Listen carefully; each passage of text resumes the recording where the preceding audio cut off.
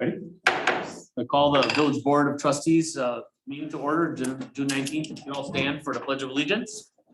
I pledge allegiance to the flag of the United States of America and to the republic for which it stands, one nation, under God, indivisible, with liberty and justice for all. Thank you all very much. We can have a roll call by the clerk.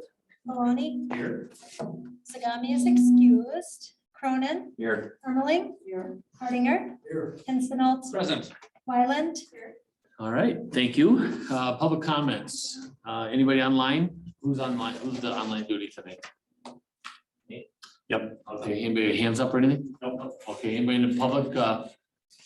In the comments second time around? Anything for public comments third time? Nate, you okay over there? Yeah, I'm just trying to like the feedback. Okay. So let's see, moving to number 4, minutes from previous meetings, approval of 6/1/23 special board of trustees meeting. Motion to approve by Ermeling. Second. Second by Cronin. Anything more to discuss? Any questions? Hearing none. All those in favor say aye. Aye. Opposed? So carried. I'm just gonna move through the acknowledge reports, minutes from boards, committees and commissions. What's your pleasure? A motion to acknowledge 5, 9, 10, 13, 14. A motion on the floor. We have a second to acknowledge. Second. Second by Pincinot. Any more to discuss?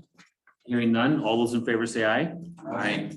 Opposed? So carried. I'd like to ask your a favor here, not a favor, but if we could move out of line here. And we have somebody in the audience here for new business 46. We could move that up to this point here, and then we go back and go back on the agendas. What's your flavor on that? Are you okay with that? Yes. Okay, all right. So 46, new business, discussion and or action on municipal permit fee dispute of Edward Swank 4311 Schofield Avenue, trailer number 104. Your floor. It's your floor. That you want to. Okay, my concern here is the fact that the taxes are 43.28. I did get in touch with, I called your offices. They put me in touch with Greg. Okay, Greg said, yeah, he says you're paying like 2 and almost 2.5 times more than you should be paying. I inquired as to how that came to be. Greg informed me that part of the reason is because of the fact that he wasn't notified when I first took possession of trailer 104, at which point my name would have been put on the account instead of the name of Bonnie and Mark Dean. Okay. He said, secondly, he said, Mark and Bonnie Dean never claimed the tax, which when I was managing of that park, Ken informed me that those who didn't pay or didn't claim the tax, that was to his favor because then the tax reverted back to the park. Mhm. So I'm sitting here going, okay, well, how does it get to be 43.28? Now, like I said, Greg said that I'm paying 2.5, almost 2.5 times more than I should be, but he couldn't elaborate as to why it's so high. So I decided to take it upon myself to come into this meeting and find out. You are the people that set these numbers. I'd like to know, why am I paying that crazy tax? Do we have more on that, Keith or Pam? Is that with Stillwater now? Yeah, it's Stillwater Landing. Right. But I mean, where are you? Some correspondence in here from Greg Schmidt, the Okay. assessor. He's our village assessor, yep. And he did tell me, he said, he said that I would have to pay that tax until next year. And I said, no, that doesn't make sense. Why would I going to pay you guys that kind of money for a whole year? And then you're going to say, oh, we're sorry, and knock it down. I live on an extremely fixed income. And you don't live there now, right? Yes, I do. You do, okay. I used to live in 54. Okay, I gotcha, okay. So Greg has indicated that Mr. Swank doesn't qualify for the lottery credit for 2023 by statute. And there's no room for interpretation or special circumstances. Is that correct, Pam? Yeah. So the amount we're talking about is 43.28 a month. $43. 43.28. When did you move into that lot? I bought the lot in February. I wasn't able to move in until March because of the people that were in there weren't getting out. But you lived in the trailer park previously at a different trailer, correct? Yes, and I was actually staying in trailer 106 while I was waiting for 104 to move out. I Okay, used to live in trailer 54. He was managing the park until Stillwater bought, okay, until, did it change names? Yeah, it's 52 properties is what it's called now. Okay. It was Stillwater Landing. They still call it Stillwater Landing, but they bought it from Ken Umbarger. Okay. Okay, and you're using the current residence as your primary address and you're using the previous residence as your primary address? no, I'm just using the current residence. So who paid the taxes on the last space? Pardon me? Who paid the tax on the last space? You said you were at lot 54. 54, I paid them. They were 563. I talked to Jenny back then because I was questioning the taxes that I was being charged then, parking tax. But Jenny was the one that I talked to down at the town hall, and she ran it and said, yeah, this is what you should be paying. And it was like within, 15, 20 cents. I was like, okay, we won't let it go. We'll let it go. I come back and all of a sudden I'm finding out that I moved 4 houses up and the taxes are $43. It's a 1995 mobile home. I mean, I was managing the park when we went through and refurbished that thing. But if you were on the inside now, you'd realize it wasn't refurbished too well because Had any discussion with Greg? Or you said you have some emails there, Keith? Yeah, you guys need to look in Page your like packet. 245. Okay. Yeah. Shame on us, right? Basically, the statute states as if you're occupying in January 1 of 23 and you own the property and you use the property as your primary residence, if you put a check mark in all 3 of those boxes, then you're eligible for the lottery tax credit. Right. But if you did not own it, live there as your primary residence as of January 1, 23, which it sounds like you did, and you said you were living in 54, right? they knew no. In January of 23, I was in luck. That's when I agreed to buy the house from Bonnie and Mark Dean. So did you have, I came down here in February expecting to be able to take possession. They were supposedly going to be out before the end of the month. They weren't out. They were doing whatever they were doing and tied me up. I even had to complain to the park themselves saying, hey, we already know this is all a done deal. I've got the paperwork here from Ken Umbarger showing that I'm taking possession. I need them out. but you did not live there as your primary residence January 1, correct? No. But you were living in another trailer as a primary residence January 1, correct? That doesn't matter. These These are no different than like what we get for homes. Right. Okay. That's what I'm saying. So if you look at page 243, he's got it prorated, so it's based on the assessed value of the trailer. So the total fair market value is 27,100. So if you look on there, Greg has that out. So he starts paying that tax in March. Right. And so this is for 2023. Well, where did Greg get that number? Did he go to in this or just? Where did he get that number from? Well, I'm sure he has an assessment on all the trailers. Yeah, Okay, it's a so formula that that he's was- using here. yeah. Yep. It's no different than how they do your homes. This is the same thing. And if When they the assess the previous value of the owner would trailer. have had the lottery credit, it would have been on that tax bill. So then once he took it over, that lottery credit would have already been applied there if the previous owner had submitted the paperwork to get the lottery credit.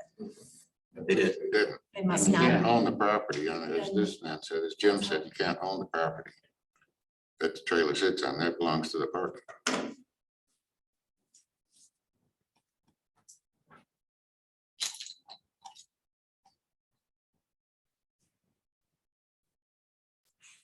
Who did how do you guys do the assessment of the value of that trailer?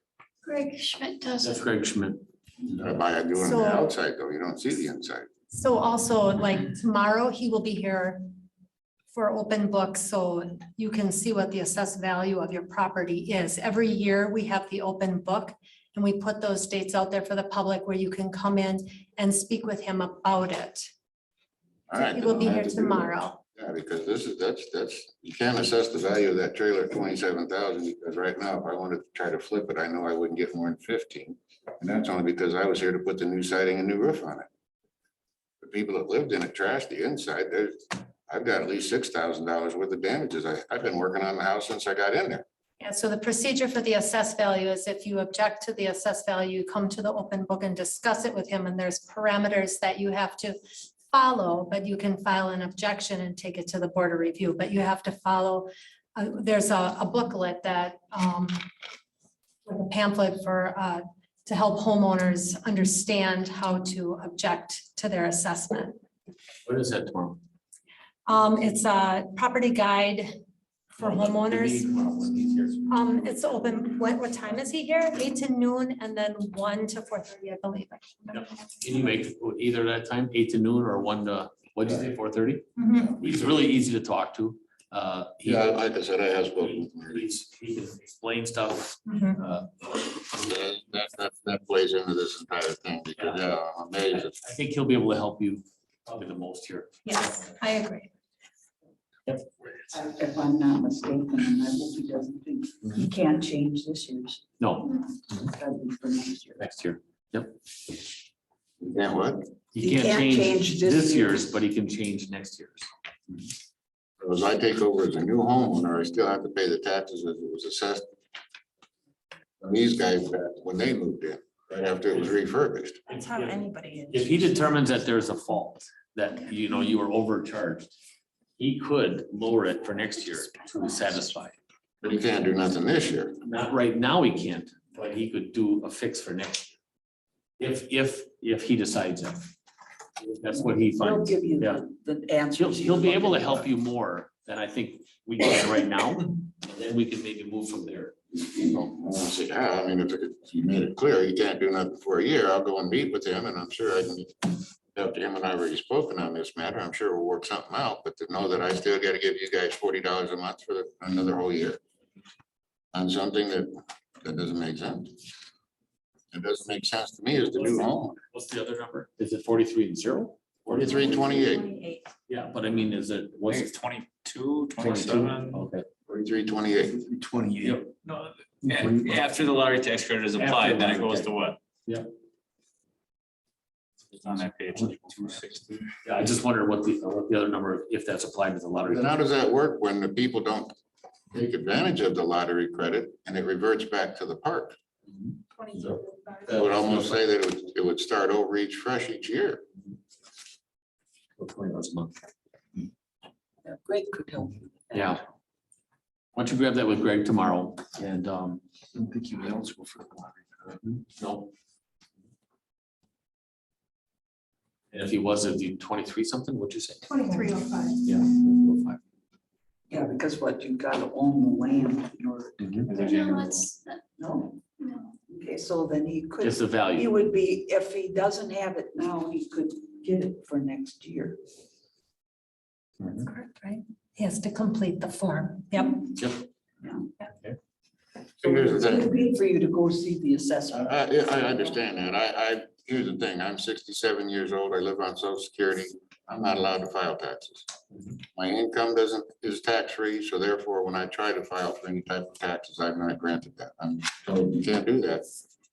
So each year that I've been here, 2017 through 2021, it was a case of, I didn't claim the parking tax because of the fact, well, I can't file taxes, so it reverts back to the park.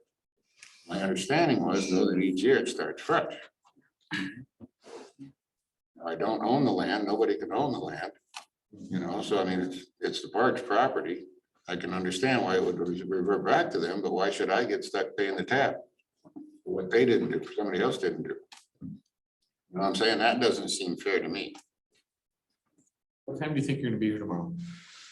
I'll probably be here around 9. Yeah, because I have an appointment at 12. And you'll be here, right? Okay, I want to talk to Greg at the same time if I could. Okay. I'd like to get a call together, so I could just hear it at the same time. Right. Okay. Let's see where we go. All right. I appreciate your time, folks. Thank you. All right, thank you, everybody, for moving that forward. Let's move back now to reports from department 17 administrator.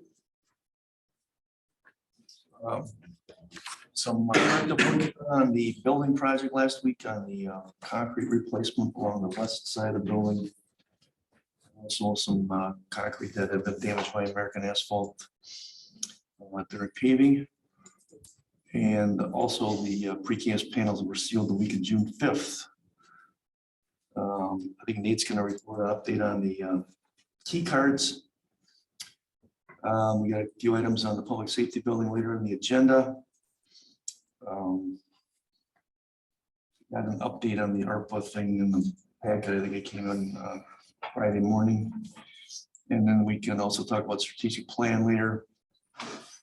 I attached some information relative to a TID and TIF task force that's being considered by the county. So I'm not sure what discussion. I think that was presented in an informational meeting for the county board last. Yeah, we met on Thursday. I doubt it. I don't know. We'll see what happens Tuesday night or tomorrow night.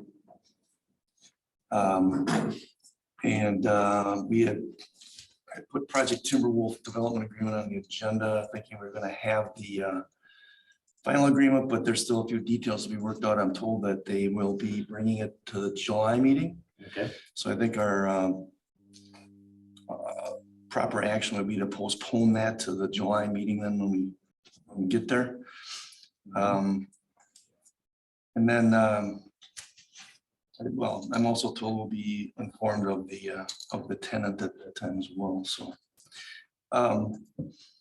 At 5500 Schofield Avenue, Nebo Systems completed the asbestos abatement and the ceiling in the shop area, but they weren't able to do the floor area yet in the room off the boardroom. We'll be doing that as they are free for that. And then we'll be talking about the proposals on marketing listing with a broker potentially then later on the agenda as well. I don't have anything else unless you have questions, I guess. Any questions for Administrator? I do. Yep, go ahead, Jim. The noisy HVAC at the top of the stairs, did that get addressed yet? Up here At the top of, I think we only have the one set of stairs. or up here? Okay. Yeah. I think that was addressed right away after that Okay, time it was pointed out. It was, excellent. And then was there a solution ever agreed upon for what we're gonna do with water under the condensing units in the mezzanine? The floor was wet up there. We have not made any advancement on that currently. Someone's aware of it though, they're working it. Are aware of it, yes. Is it just a sweat? Is there should be evaporator pan underneath there or what?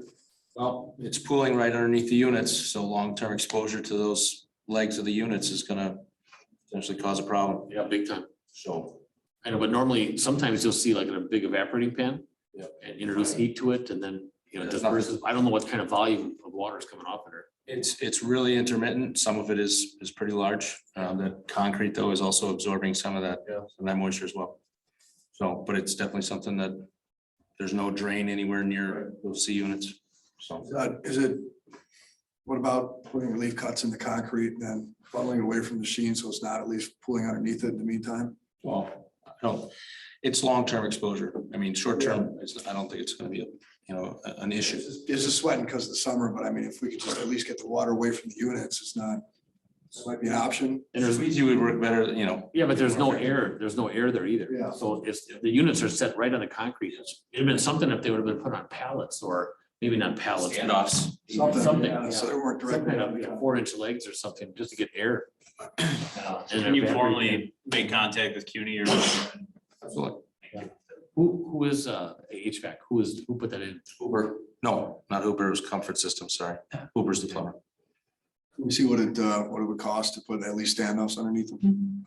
And that's something that we don't get in the middle of. That's something that CUNY does. Yeah, it's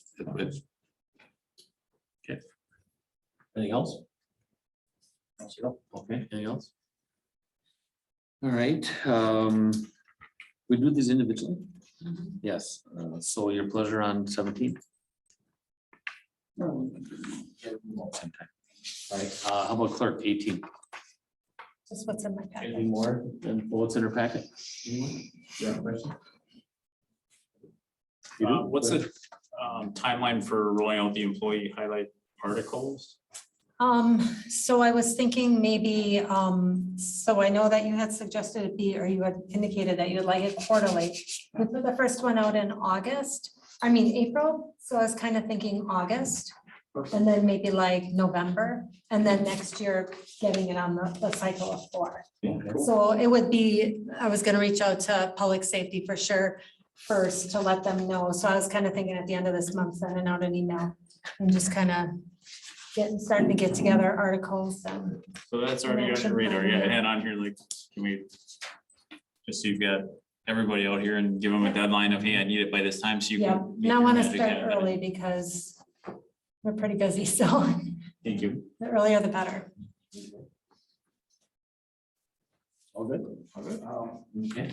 Yeah, and just to comment on what you had in your pack too, it was brought up at our meeting regarding the municipalities basically being on their own with the TIF and the TID deals and not getting the county involved, but because of county resources. I'm reading into, was that? Okay. This Keith's talking to him. Yeah, I was like, I didn't have that. Well, it changed the font, so I thought it might have been yours, so. I just reviewed it. Thank you. How about finance, number 19? If there's no more.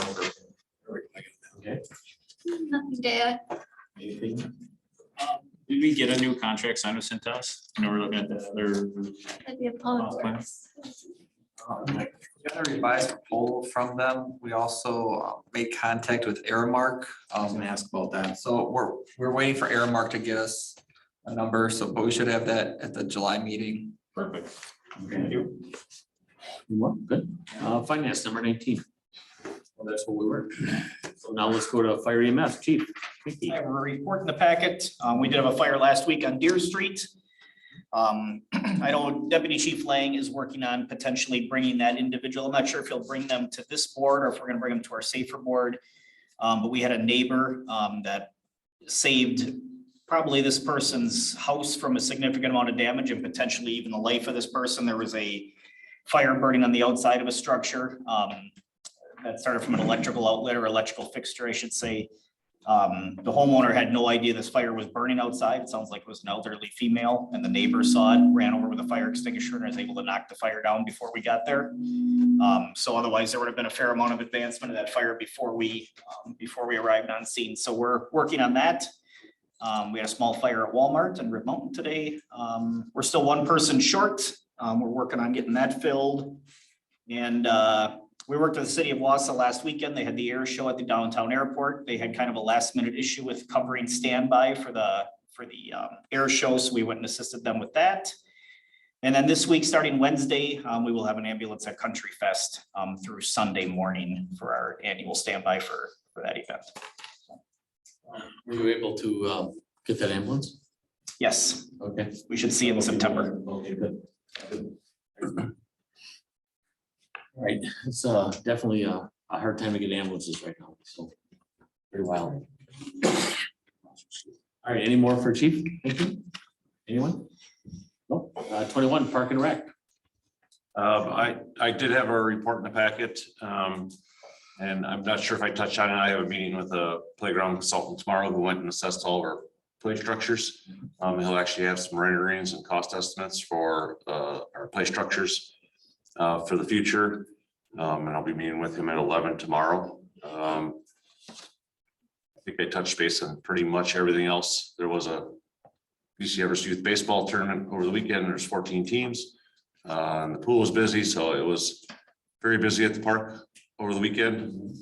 We had a few mechanical issues at the pool, which is pretty much the normal for us, I guess. That equipment just has problems at times, so, but we were able to get them repaired and keep the pool operating the entire weekend and, you know, move on to this week. Any more questions? I go first. Yep. I had that, Dino called me and I referred him to, send that letter, I said, just put it in words and send it to you and Cronin and Jamie being chair of parks. And whether it gets taken up a little bit more with parks or not. So he just decided to spend some time down at the skate park and spent a couple hours on just talking to everybody, so wanted to kind of get to the root of the vandalism a little bit. And I guess I share the same opinion that the vandalism would be some others, maybe not them, because why would you vandalize your own area? So, but we'll have to get together with EMPD too and chief and maybe talk that out a little bit. So anyway, so if you're wondering why that letter came, I didn't want to have that conversation myself, and I thought I'd put that in words and then get it out there. And I specifically said, not you yet. So, and just let it kind of start here, and then I think we'll start sharing. So, okay. If you don't mind, I'll sit in on the 11 o'clock meeting for the play structures. Oh, tomorrow? Yeah. Yeah, we're meeting here tomorrow. Okay. What is that meeting on Wednesday then too? No, I'm meeting with Jeff from Lee Recreation tomorrow to go over like the play structure Oh, no, I'm proposals. sorry. What was the invite you had for? So I sent out 2 invites for next week. That's There's Monday is the public input meeting on the Kennedy Park Master Plan and the comprehensive outdoor rec plan update. And then on Thursday is the user groups, which should be baseball, the school district, all the user groups that use Kennedy Park as far as the master plan. And then they'll also have a corp update meeting after that. So it's 5:30 to 6:30, then 6:40 to 7:40. And they try to hammer out 2 meetings per night, just because we all have enough meetings to go to. So they try to put them back to back. And we had a staff meeting with them last Friday, the Friday before. So we met with staff, and then I gave them a park tour. So they got to visit all our parks, took pictures, went through history, et cetera. We went through with the consultant, and they look at everything out there as far as like, what needs updating, what years things were put in, et cetera, what things, when things were developed.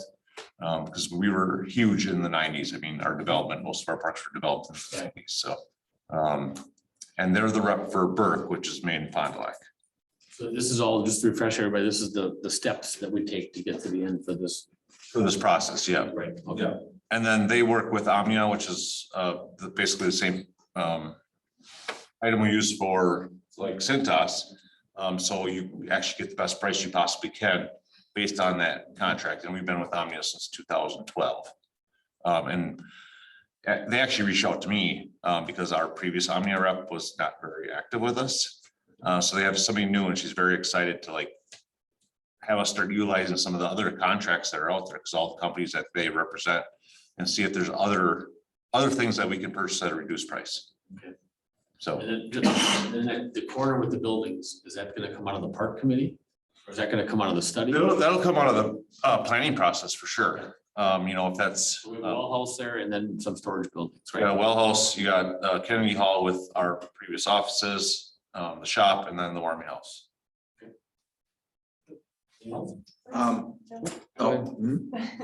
Did we get the park meeting situation figured out? Well, because of the extra meetings next week, and that was another one of the extra things was like, I knew these meetings were coming up, and I was like, we're gonna load up people with meetings. But also, I mean, most of the board understands that for us, those 2 months, April, May, are a lot of work. We literally work 9 months a year to run the pool for 3 months a year. So it was, between that and then obviously not wanting to have a meeting, just to have a meeting. Like if we're not being productive, then, I don't want us to meet, obviously. But I know that, and the committee and the chair has input in that. If you want to meet, I email the chair typically, ask if they have any agenda items for discussion. And that was what the process is in the past. But, we definitely, if you want information, I will give you information. It's just some committees don't want a lot of that day-to-day stuff. Some do, some people do, some don't. That was one of the reasons why we stopped having so much detail in our monthly reports, was because they didn't want to know what we were doing on a regular basis. But with new committee members, they need to know that. So maybe in lack of a meeting, maybe the April and May, or what'd you say, April, those are the 2 months, April, May? That maybe just a bullet point, come on up, confirm with the chair. And I apologize when I sent out my report last Friday or last Wednesday, because I got away from sending out my monthly reports to the committee. Of course, the board member sees them, But there's 3 citizen members that weren't seeing my reports. So I apologize to them, and they, based on the feedback, they appreciated actually seeing that report separately emailed out because it's not part of a 300+ page packet or whatever it is that they would have to look through to actually just see my report. So like I said, I got positive feedback about sending that out, and I will continue to do that. Yeah. And for the public meeting next Monday for Kennedy Park, is there a way maybe we can get with Jim Olafson and get a bulk email out for? like, So that's the user group. So the user group meeting is on Thursday night. Monday is just public input for all village residents. So the user group, User group would be youth baseball. Baseball families. I invited Mike Matthews and the new AD at the junior high and middle school. Soccer, rugby, all the user groups at Kennedy Park.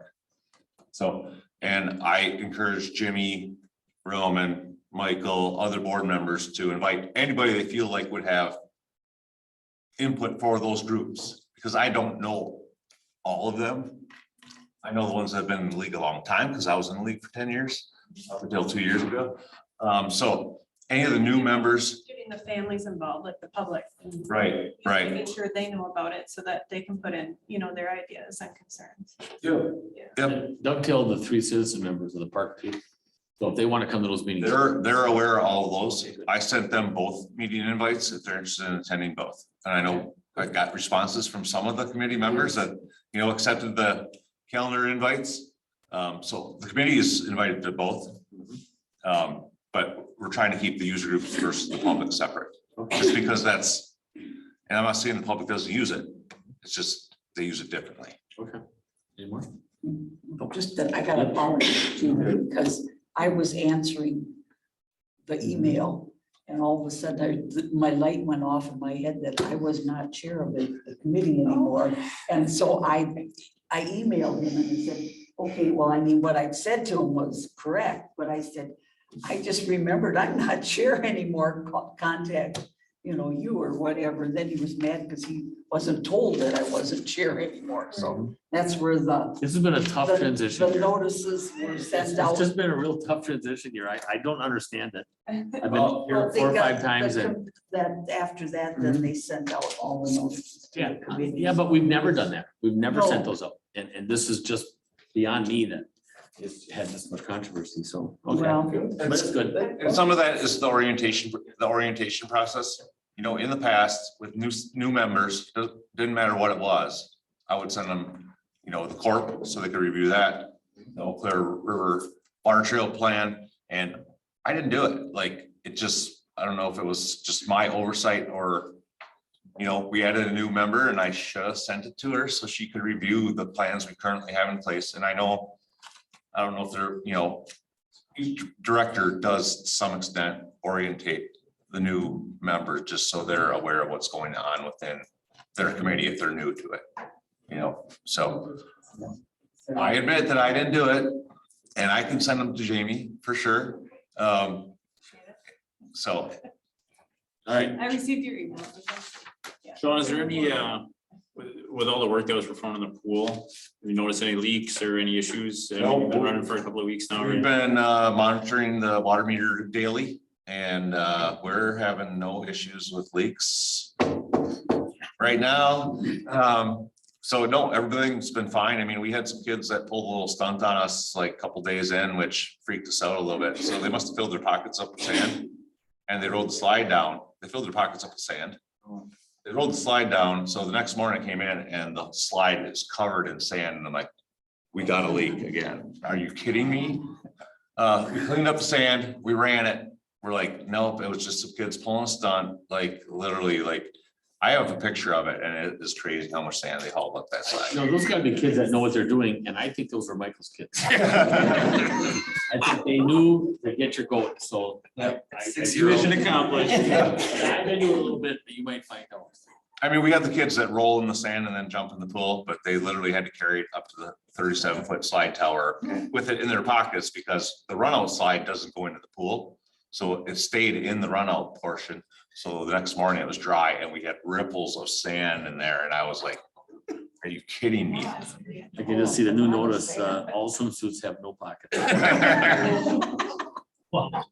When does your seasonal staff come on board? For parks? Yes.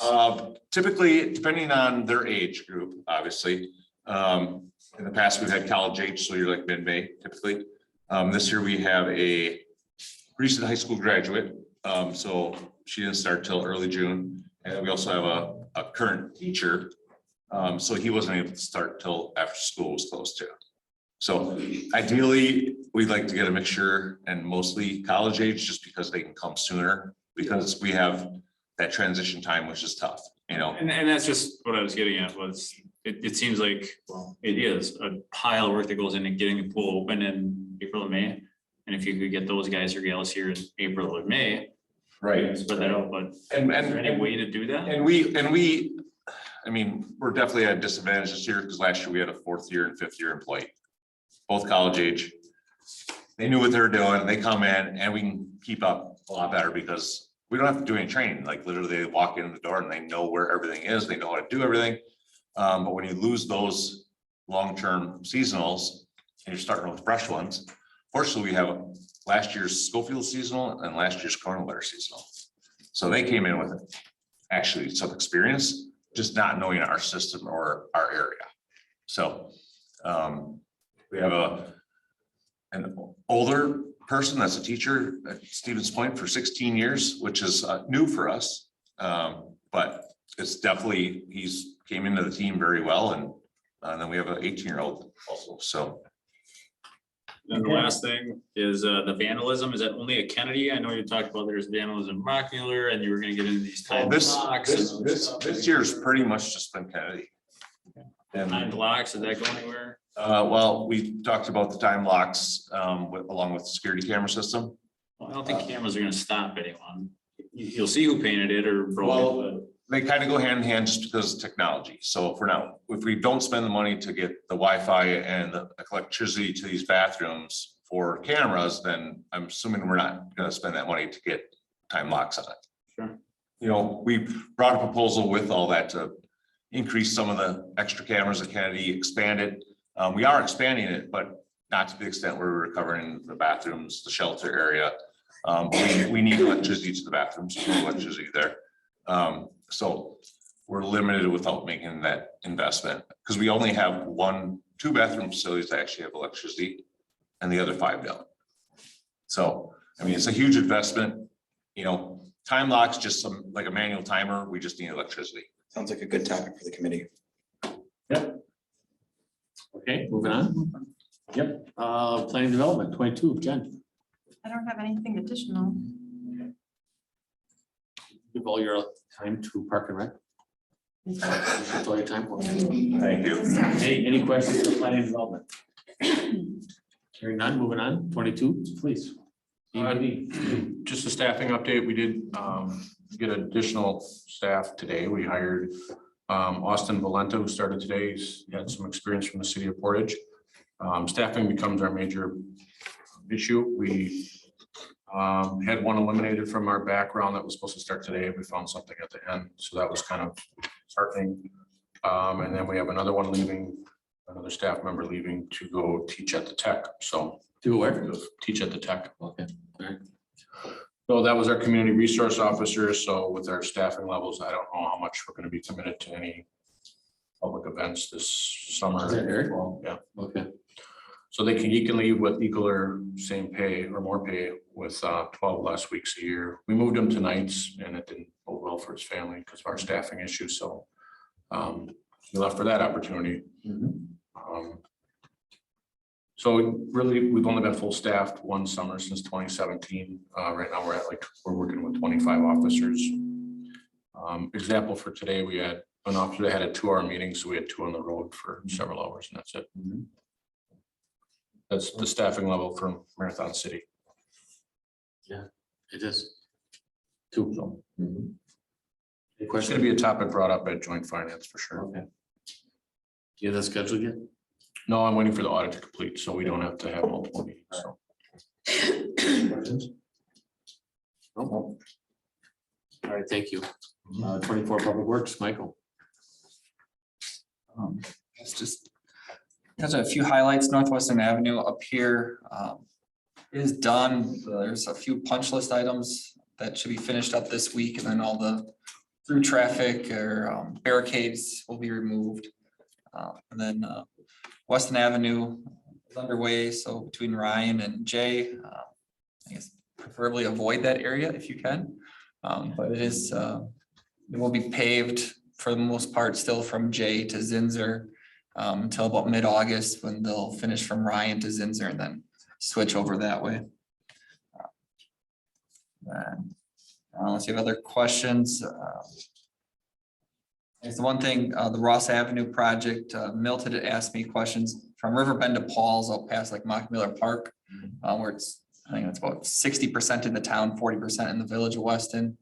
The next round of the STP or Surface Transportation Projects from the DOT, that application went out last week, so we'll look at reapplying for that, as well as a couple other DOT grants on that project over the next year here. And I have not heard anything back from the DOT about Business 51 after our last meeting. Okay. How about Guzman? Is there an ET on that? Guzman next year, the town got funding for. Yeah, 100%. I'm not sure if it's 100%, but it's maybe 80-20 or something like that. Next year, 24. Okay. Any more on public? Technology. Nate. I apologize. Humming. What's that? How'd you get it to quit humming? I turned the volume down, but it's still a little touchy. I put that as part of that in my report that they're going to be coming back to talk about some of the areas we're having. It's like where Jen's sitting, I think is right where we're getting a little feedback. I heard some here tonight too. No, we heard it for the meeting beforehand too. Yeah, Michael was really setting it off. Yeah. Yeah, So so move down this way. Yeah, that's right. they'll be coming back to fix those zones. So we get rid of that feedback issue. Okay. What's that? Okay. Well, they're waiting, right now, we're trying to get electricity over to the projector in the next room over. And so they're trying to, they want to come back when we get those two items done together. They were paid for all of this already though? What's that? They were paid for all of this? I don't think, yes, this project they were paid for. But it doesn't work right. No, well, no, but they No, will, it doesn't. right, they'll be back to fix it, yeah. And it's camera corner? No. Yeah. It is. Okay. Are they on? They want to come back and get multiple items done at once. They don't want to make three different, I understand that. Right. Yeah. They're on the cameras outside too, right? Right. And those aren't working yet, right? Those are, most of them are working. So that was tied in with the access control, which was the doors and the cameras. Okay. That was CEC. They were Is here that, last. is that coming up at a different spot? Yes, it is. Okay. We'll handle it on the agenda. Okay, oh, sure. All right, any more on technology? Yeah, Nate, do you have a policy for the key cards and logbook of who's got what and what the access? Yeah, I mean, the software, I guess, kind of has that baked into it. So anytime anyone accesses the door, Sure. you can go on the software and see when the door was accessed, what door. I was lose accessed. both of them, then what? Gotta come to you? What's that? If log them lost, do you turn these off? What do we do? Yeah, if someone was terminated, we would remove them from the system, I guess. Now, you don't have to actually get them back. You can terminate them, that key, that fob is not gonna work. It's active anymore. You want it back, but the fob won't work. Yeah. Okay. And He then uses you can access people from certain doors too, certain levels. certain zones. So like, for example, the server closet, there's only myself and like Roman. Why Roman? Because we need backup in case I'm not here. Why Roman? I'm gonna ask it again. He's the building manager. He has access to everything. It's okay, yeah. I'm good. All right, good. So there's a lot of different zones and you'll always be able to tell that fob is always addressed to somebody. When you came in, when you left, what doors, where, whatever you had to go through. Right. I mean, the system has a lot of functionality. We could have license plate reading, for getting in the gates and things like that. So if you lose it, report it. Right? Right. Oh, yeah, they got to reissue a different one. It can't be the same one. Yep. All right, good. Let's move on to 26. Aaron's not here, is he? That's me. Oh, yes, it is you. Yeah, sorry. I'm sorry. Valerie? Now that we finally made it through all of our special events, the recycling events, I was finally able to put together an update on that's how things went, and I didn't know if you guys had any questions. I've got a neighbor that's extremely happy to move from Wausau to the north side of Wausau down here. And he's, I mean, all the different things, I know the computer drop off, wasn't there electronics one? Where you had to go down there, and I'm sure he talked to you or saw you, because he described you. Just very, very nice, very, very cordial, and he just, that was pretty neat. He was really hell bent on his leaves and pickup and stuff, so if Dan was trying to talk to him, but they came the next week, they were just a little behind, so. He kind of doesn't believe it yet on some of the stuff we do here, so it's kind of neat, nice to hear some of the stuff, so he thinks he's getting it because he lives next to me. Trust me, I didn't get my garbage picked up last week, so, you know, so, and when they came by 3 times afterwards and lifted my empty garbage cans and dumped them again. It was just bizarre, so, Ours was, mine didn't Yeah. come till the next day. yeah, so anyway, so neat stuff, good. Anything, any questions from Valerie? Yes, excellent job on securing a recycling grant, and organizing a shredding event. What else? Another one, shredding was big. Yeah. Yeah. Yeah. I read through your thing and you asked for feedback. I think it'd be great to open it up to everyone in the village and town. And The paper shredding one? yeah, and Yeah, I our think- neighbors, right? There's no additional cost. We just pay them for the hour anyway.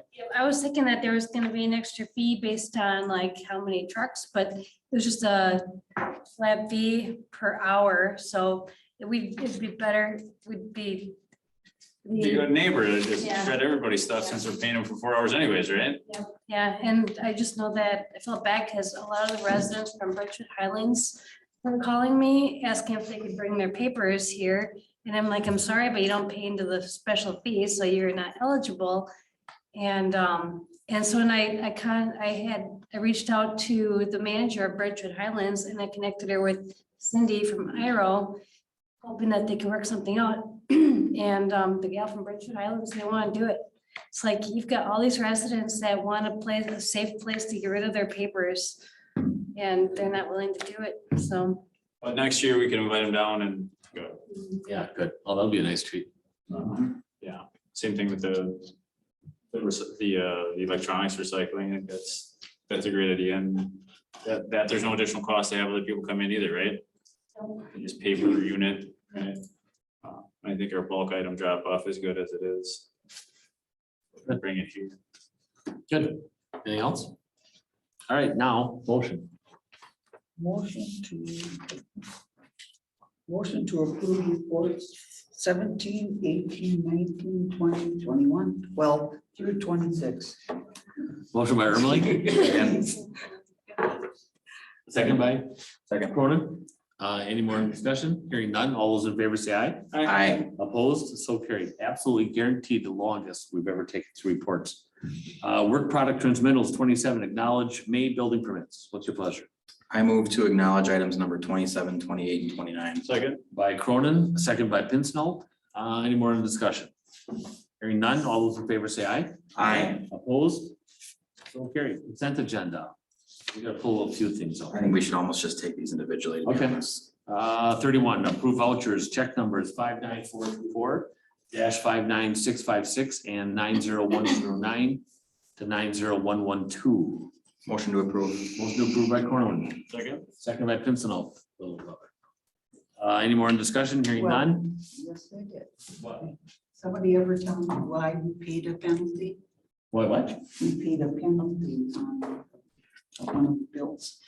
And I questioned it and I didn't get an answer. Oh,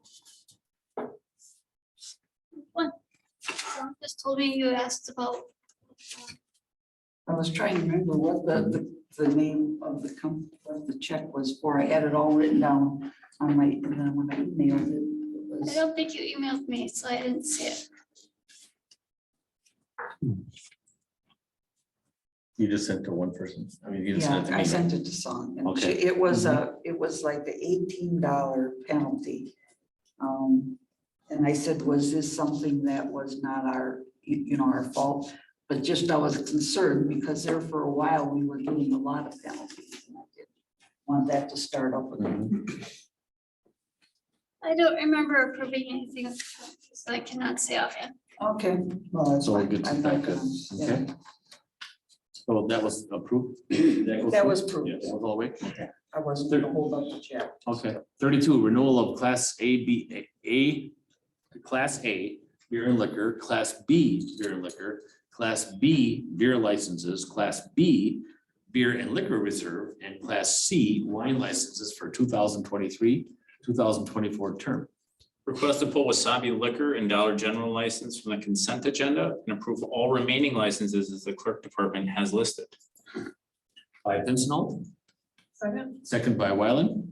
Any more in the discussion? So are we gonna take those second separately? Is that what you want to do? Okay. Anything else on that? Hearing none, all those in favor say aye. Aye. Opposed? So carried. All right, which one was first, Dollar General or the other one? Yeah, whichever, sure. Dollar General. Okay, Dollar General, there was a handout on Dollar General. A little more extra information. Everybody get it? Okay. So it looks like this is from something from 20 years ago. No, so the email I just attached, because the letter came attached to the very first email. So if you turn the first page to the next page, Okay, that shows that the letter was attached. The rest of it is just the string that came along with it. But basically, the agent had come with a substantially related incident in their past when we did the background check. And in order for them to be considered to get the alcohol license, they have to either have an honorable discharge and show that they have not had a record or an incident within the past year, and they have completed their punishment. That person was not able to do that because it happened so long ago. So then there's some other items that they can provide to the board. And one of them is a letter of reference, and that is why I attached the first letter of reference. So From once Bob? they provide that, okay. yeah, How long ago was the incident? 2005. Yeah, it was 20 years ago. And that makes sense. That makes sense. I move to approve the Class A beer and liquor license of Dollar General 232526. Well, motion by Cronin, second by Hardinger. I had it. I couldn't get past Jasper. On the discussion, I am directly related, not related, but I work with this said Bob Orick. And 600 other Dollar General stores. So I think I should recuse myself, right? Yeah, I think I will. So just for the record, you don't hear me vote sometimes unless it's a no, but just have me recused, okay? All right, so we have a motion and a second. Any more in the discussion? Hearing none. All those in favor say aye. Aye. Opposed, so carried. Then Maloney is listed as recused or not voting or something. Okay, there you go. Let's see, Wasabi. the Wasabi one, yep. Wasabi is pretty much just the same, except for it is an owner or a member of the LLC that came back with the background. That one is much more recent. The conviction was in 2018, I believe. It's in 2018 or How could it be 19. now, though? Why Pardon? wouldn't have it hit every year? It is I'm coming sorry. back every year. It was here last year. Oh, I see, okay, gotcha. So every year this will be forever, right? What's that? Crystal was since 2015 or 2005, so in 2095. Crystal's gonna come back here and we're gonna bounce her license and have to hassle her again. Yep. If she is the agent. Sure. Only if she No. gets another. Yeah, that's what I'm questioning, because I don't remember Wasabi. We're talking about Wasabi, right? Yeah, I don't remember this Last year. being. I don't remember this last year or the year before. at all. Wasabi's been here. This happened 2 years ago. Really? He Interesting. was denied. He brought his lawyer. It was a pending charge and the lawyer said we could not do anything until the charge. Oh, I remember that. Well, they had, what he had was he had appealed the sentencing is Right. what had happened. So he had pled not guilty and the conviction was given and he appealed the sentencing. So that was still in the court system Okay. Until this year. until this year. Yep, it got denied. So we reached out as well, and a friend of his, who is also an attorney, had provided the letter of recommendation. So will he come back next year then, when he goes to renew, will this show back up because he's got stuff in his past? It'll show back up, but unless he has another new recent charge, I will pass it through. Very well. Okay, Motion to We have approve. to still Motion to approve by Ermeling, second. second by Cronin. If he doesn't, you don't have to. All those in favor say aye. Aye. Opposed, so carried. 33, renewal of Clayton Paul's kennel license for 2023, 2024 term. This I saw an email on this too. Mhm. Yeah. So I talked to Pam or Sarah or both on this one. It sounds like they've been, well, I don't know, you give a better history than I can. Yeah, Playful Paws, the last several years, I always send out my renewal paperwork in February, and it's always due May 1st. The last 4 years, I've had to either call Mr. Fink or email Mr. Fink to get him to pay.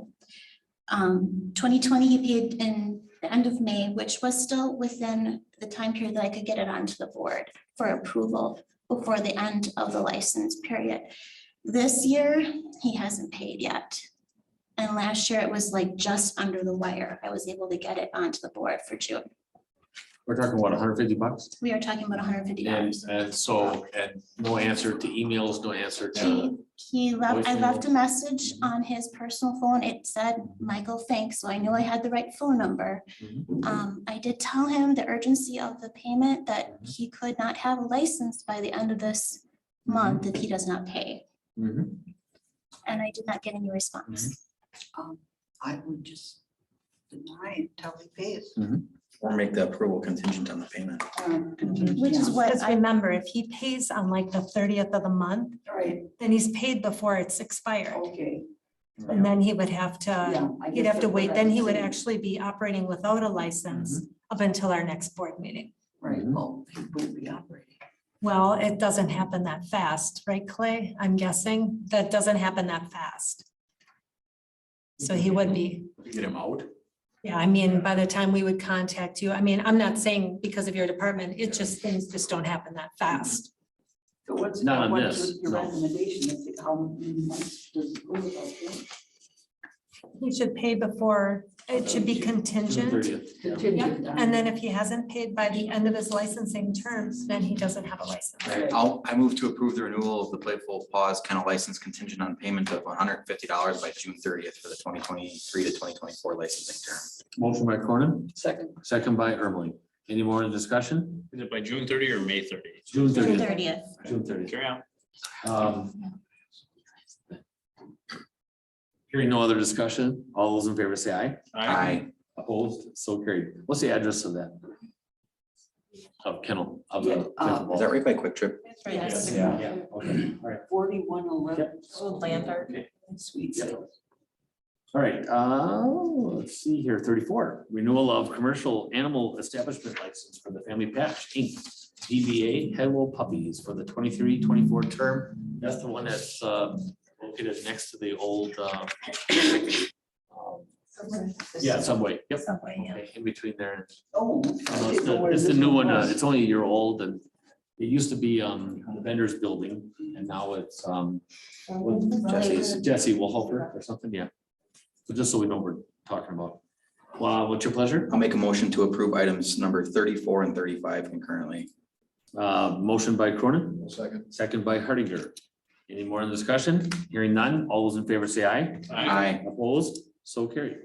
36, renewal of manufactured mobile home park licenses for 2023, 2024 term. Move to approve renewal of licenses for Western Manor and Colonial Gardens, but deny the renewal of Stillwater Landing at this time.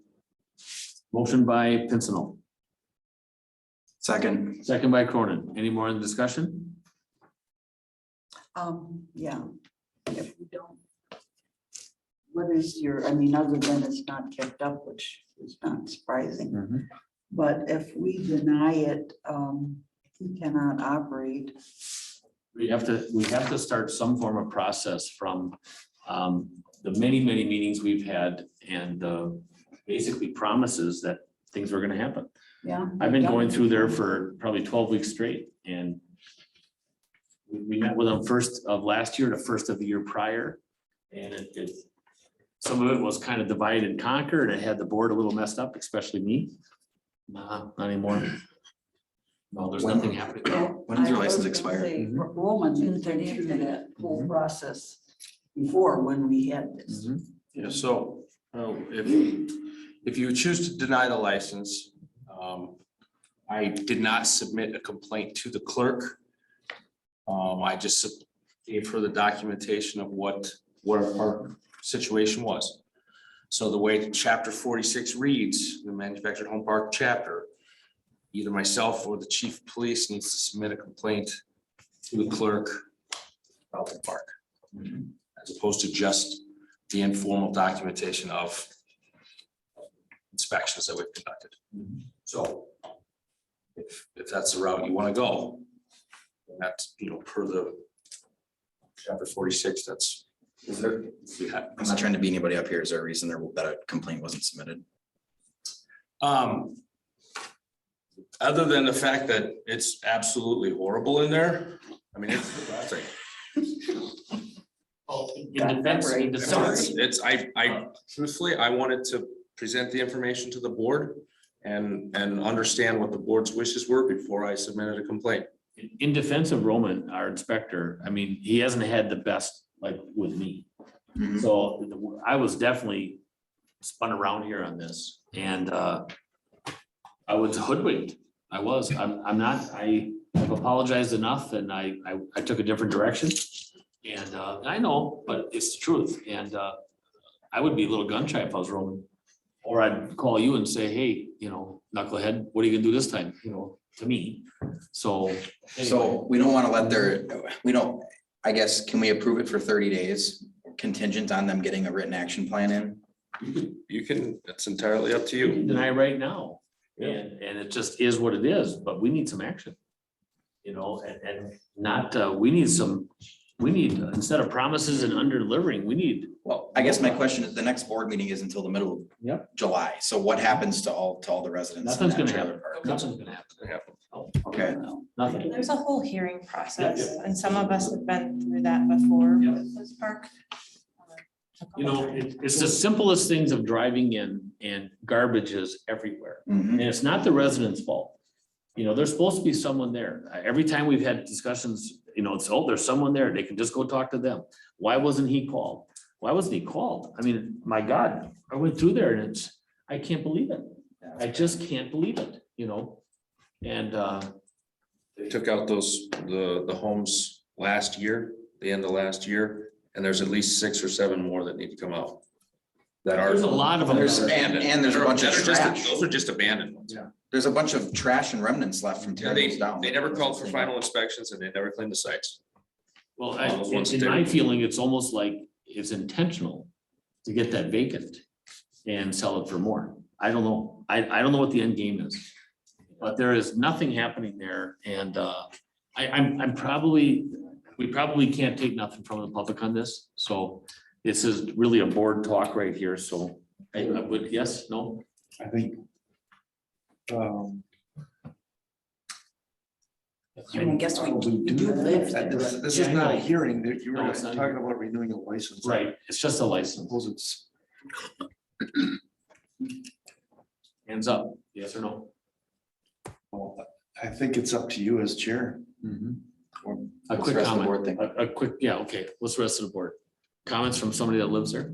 Absolutely. Okay, go ahead. Sure. Okay, all I can do is tell you that they raised the rent beginning of the year. They intend to raise the rent again here at the end of July.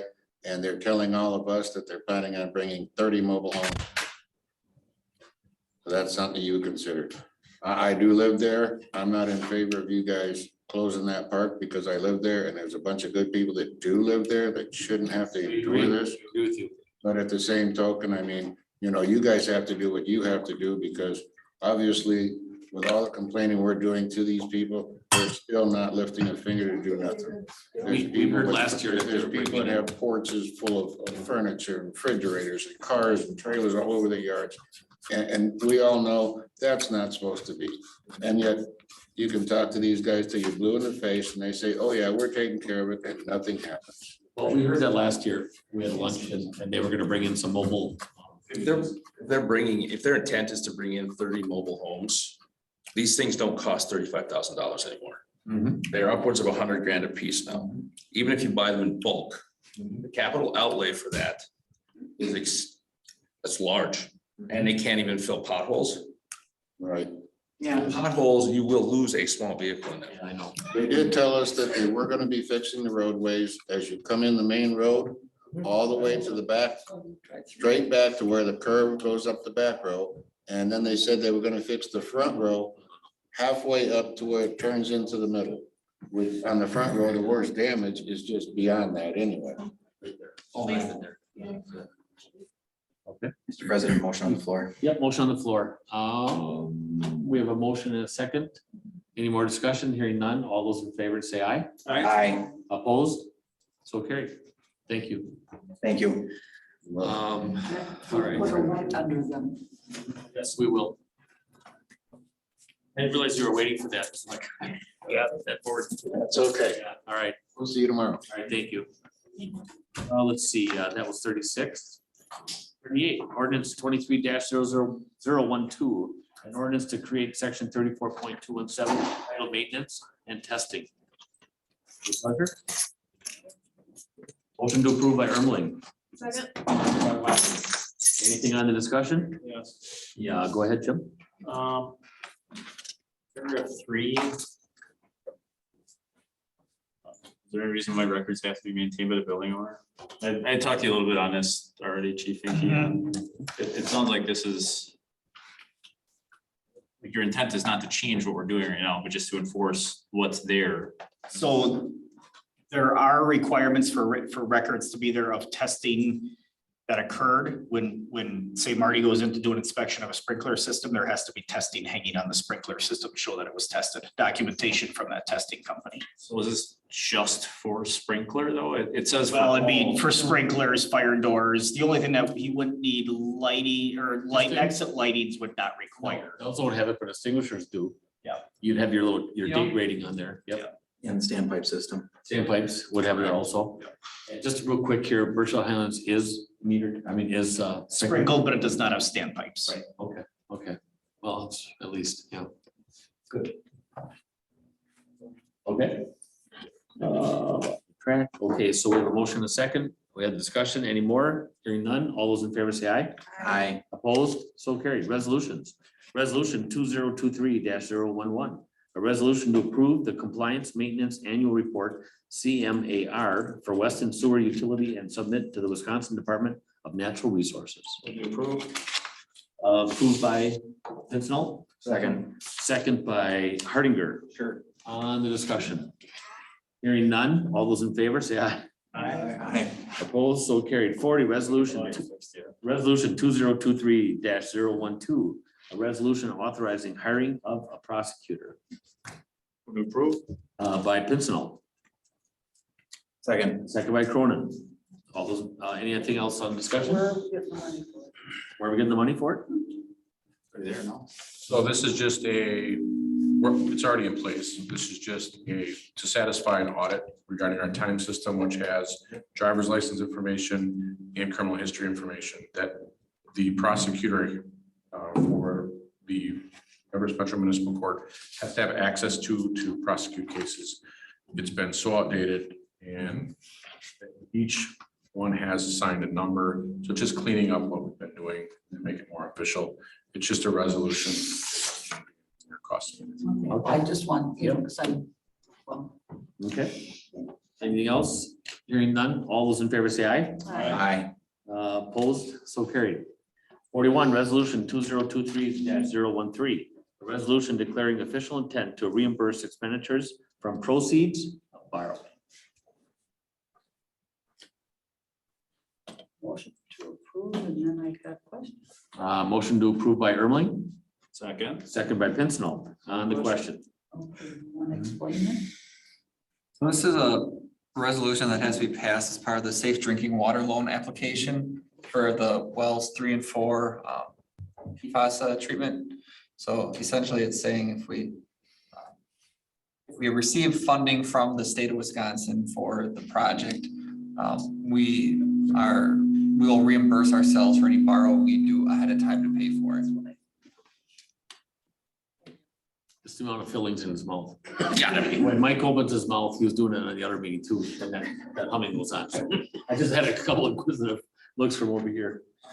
So I didn't kind of hear much what you said or even understand what you're saying, but you said PFAS? PFAS. Okay, so I was gonna say, boy, if they're gonna call this something else, I'm just gonna have a really hard time with that. So it's still PFAS, okay. All right. Does that answer your question? Yes, it Okay. did. I kind of had an idea, but I. just Okay. kinda- I think there's still one more question. What? Yes, I'm sorry, Jim. So it's $6.5 million to fix current wells 3 and 4, right? To make them compliant. Yeah, to install the treatment system. Isn't it cheaper to build a new well? Thank you. The We new can well, find the 7 and water. 8 cost 3.3 million, right? Yeah, so the question is, So- can you find the water source for it? You know, we got 2 wells that are pumping at, 900 gallons per minute and between 3 and 4. 7 and 8 are there. Well 6 only pumps at about 450 gallons per minute. Well 1's about 420 gallons per minute. Well 5, we've got, and that's about 700.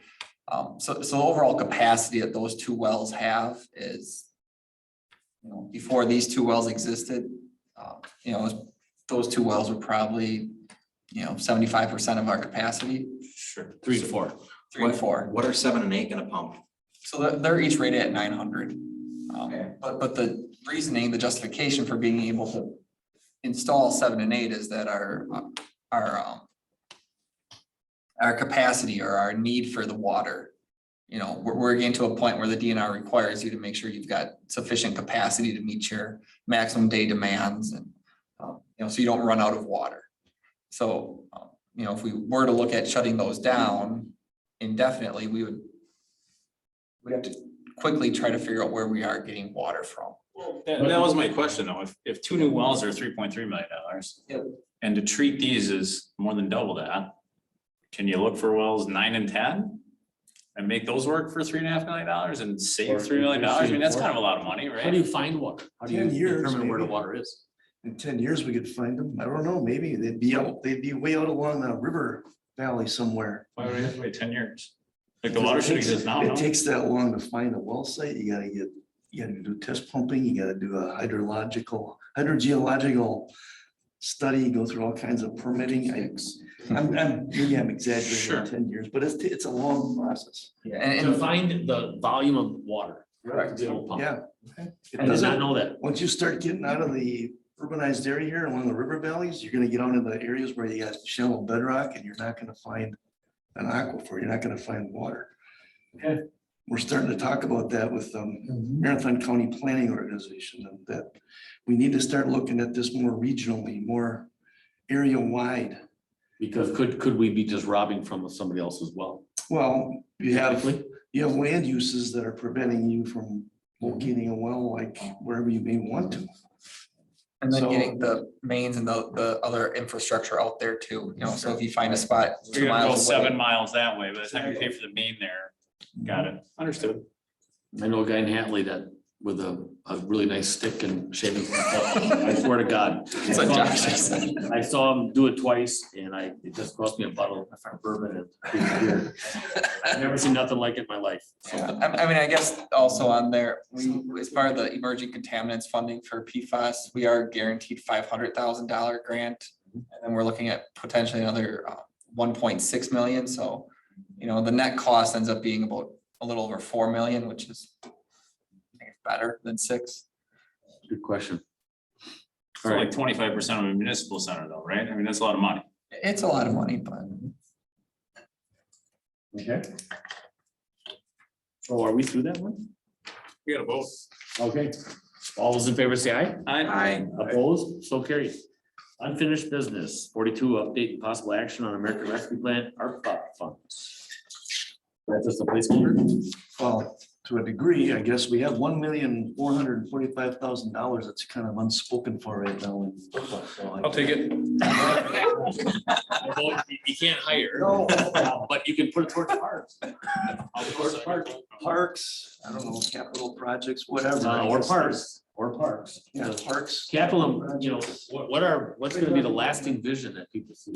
Parks. So I guess there's funds to be spent. Do we have to spend half of these by a certain date? We got lots of time. We got lots of time. Or do we have the full time period to spend the full 2.2 million? Yeah, full. No, 1/4. We have 2.2 still sitting, 2.2 from the Well, beginning. 2.2 was the full Right. amount we got allocated. but we have some spent. Yeah, okay. 750,000 is probably Yep. spoken for. Mhm. It's closed for this year. So what's the deadline on the 1/4? 26. Oh my God, tons of time.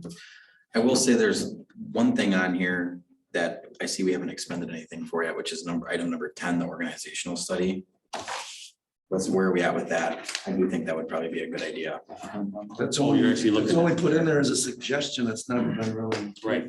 Those are just- If you want to go some, we had gotten some proposals You can fill that whole thing up. once upon a time. It's just kind of thoughts and Right. processes, so. Like us to look into that, or like you to look into that, we certainly can further.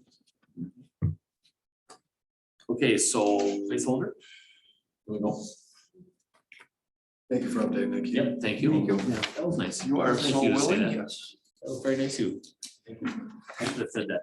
43, update on goals for 2023-2025 strategic plan. There was a handout prior to the meeting. And there's one thing related.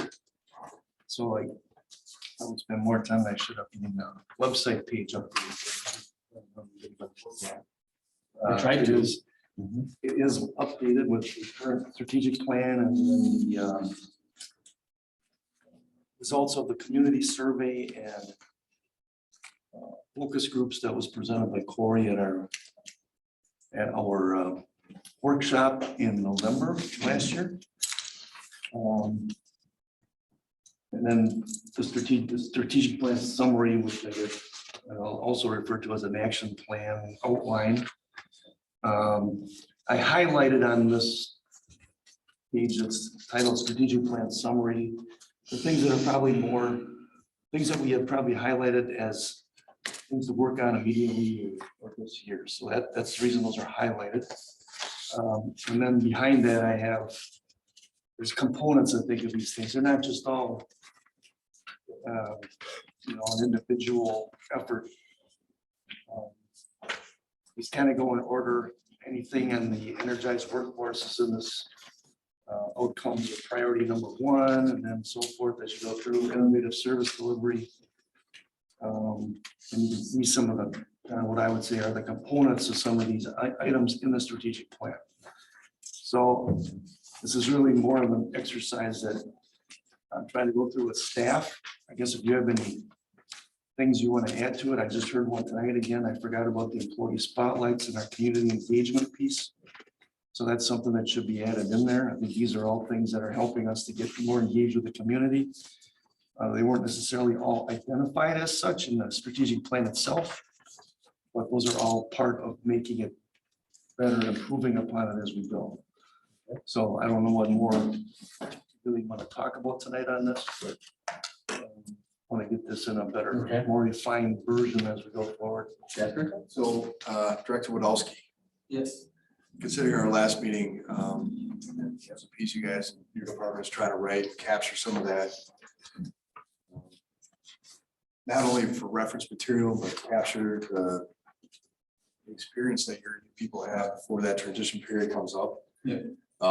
When we looked at this, and I was thinking after that meeting, I think that should definitely be something that should be on here, reflected on here, that we knew with utility, you guys just give yourself the goal to have it done by the end of the year. I know you've got a lot. I know what it takes to write an SOP.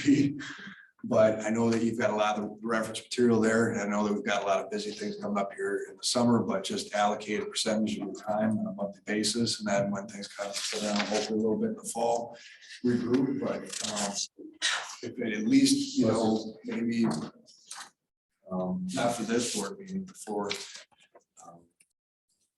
our committee. On the next one, let's at least have like the framework, you know, what we have for the outline, where you guys are at with what you do have documented. Because I know a lot of it is common practices or best management practices that, I mean, you just have to rob Peter to pay Paul to get some of this material in there, but then adding on top of it, obviously the equipment, the things that are indigenous to our village here in your department, utilities, stuff that's kind of an occurrence thing. I think you just have to set a goal to get it done. Sure, and that kind of falls into the technology enhance our asset management software that we're in the process of implementing. You know, we've got our well houses, our lift stations, you know, some of those items in there so that, yeah, so they all kind of tie together. Yeah, absolutely. Yeah, I think, like I said, I think it's just, you have a lot of this already in there. It's just a matter of kind of getting it together and making sure it says what you want it to. And it's gonna be a living document. We just gotta get it going. Especially considering the transition that's probably gonna happen the next couple of years here. We just gotta stay ahead of it. Yeah. Okay. But, yeah, so the next committee meeting, bring what you got, bring what, you know, you guys have already, and we'll have it every month on the agenda for the end of the year. Okay, anything else? Okay. All right. So update goals, Scott. 44, update on village audio camera equipment. We talked about quite a bit of it already.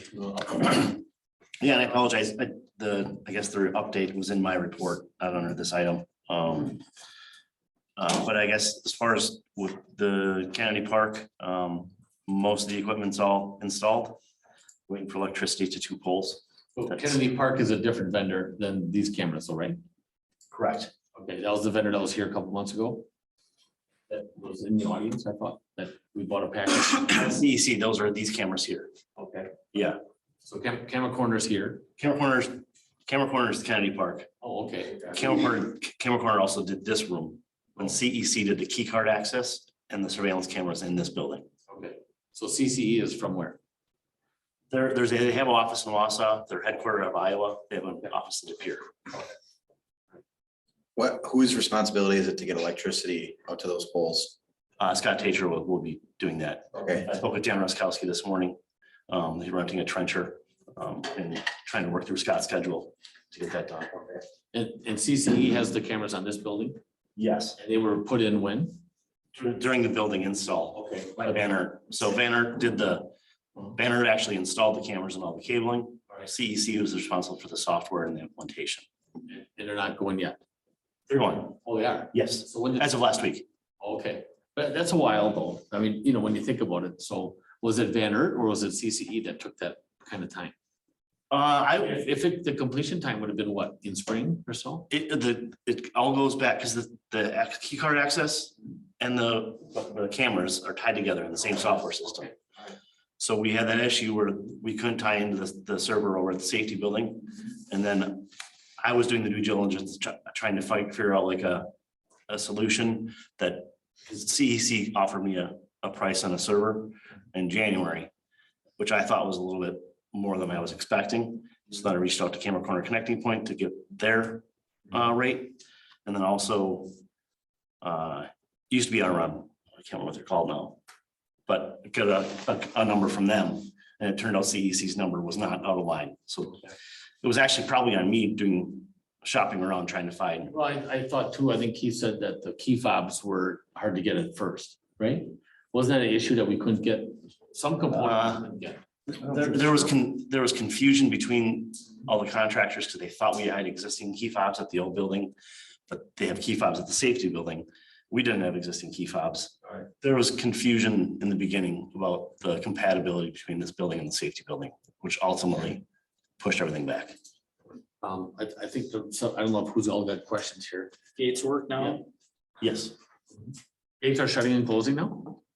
Well, I don't know what you guys, how you are operating them, but the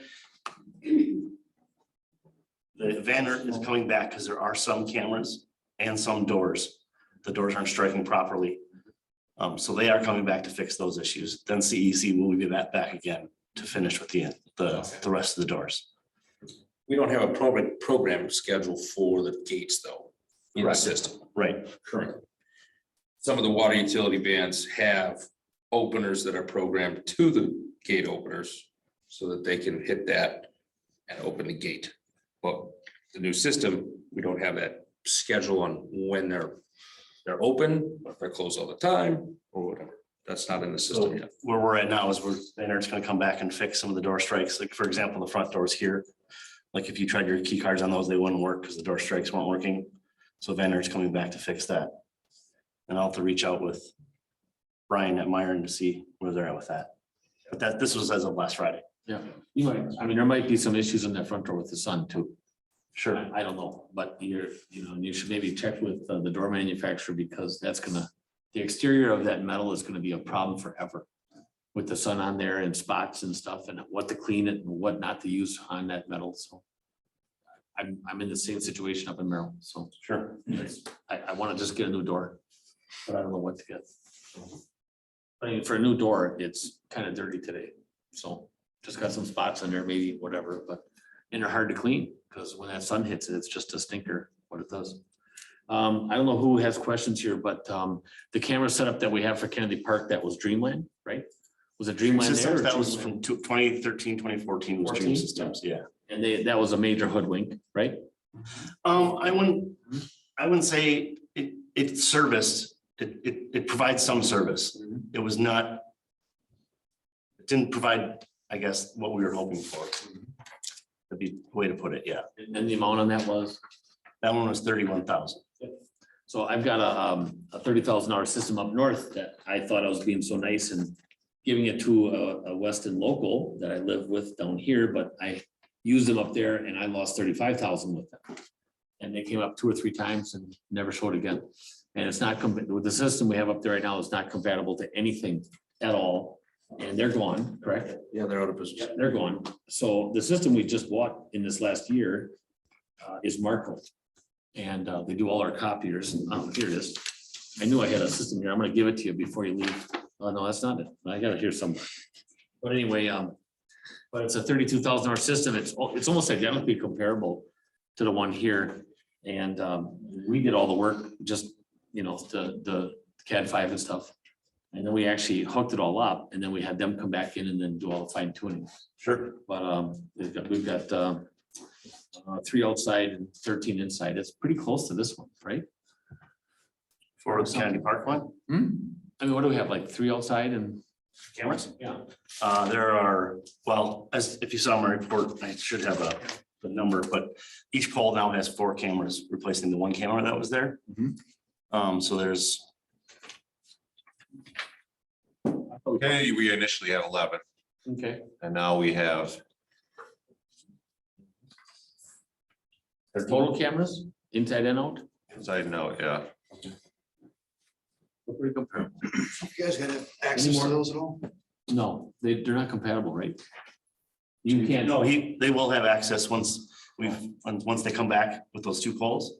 And then we're gonna do training with the MPD on how to get access to those remotely. You guys access them remotely? Yeah. I did not know that. I Yeah. thought we couldn't do that.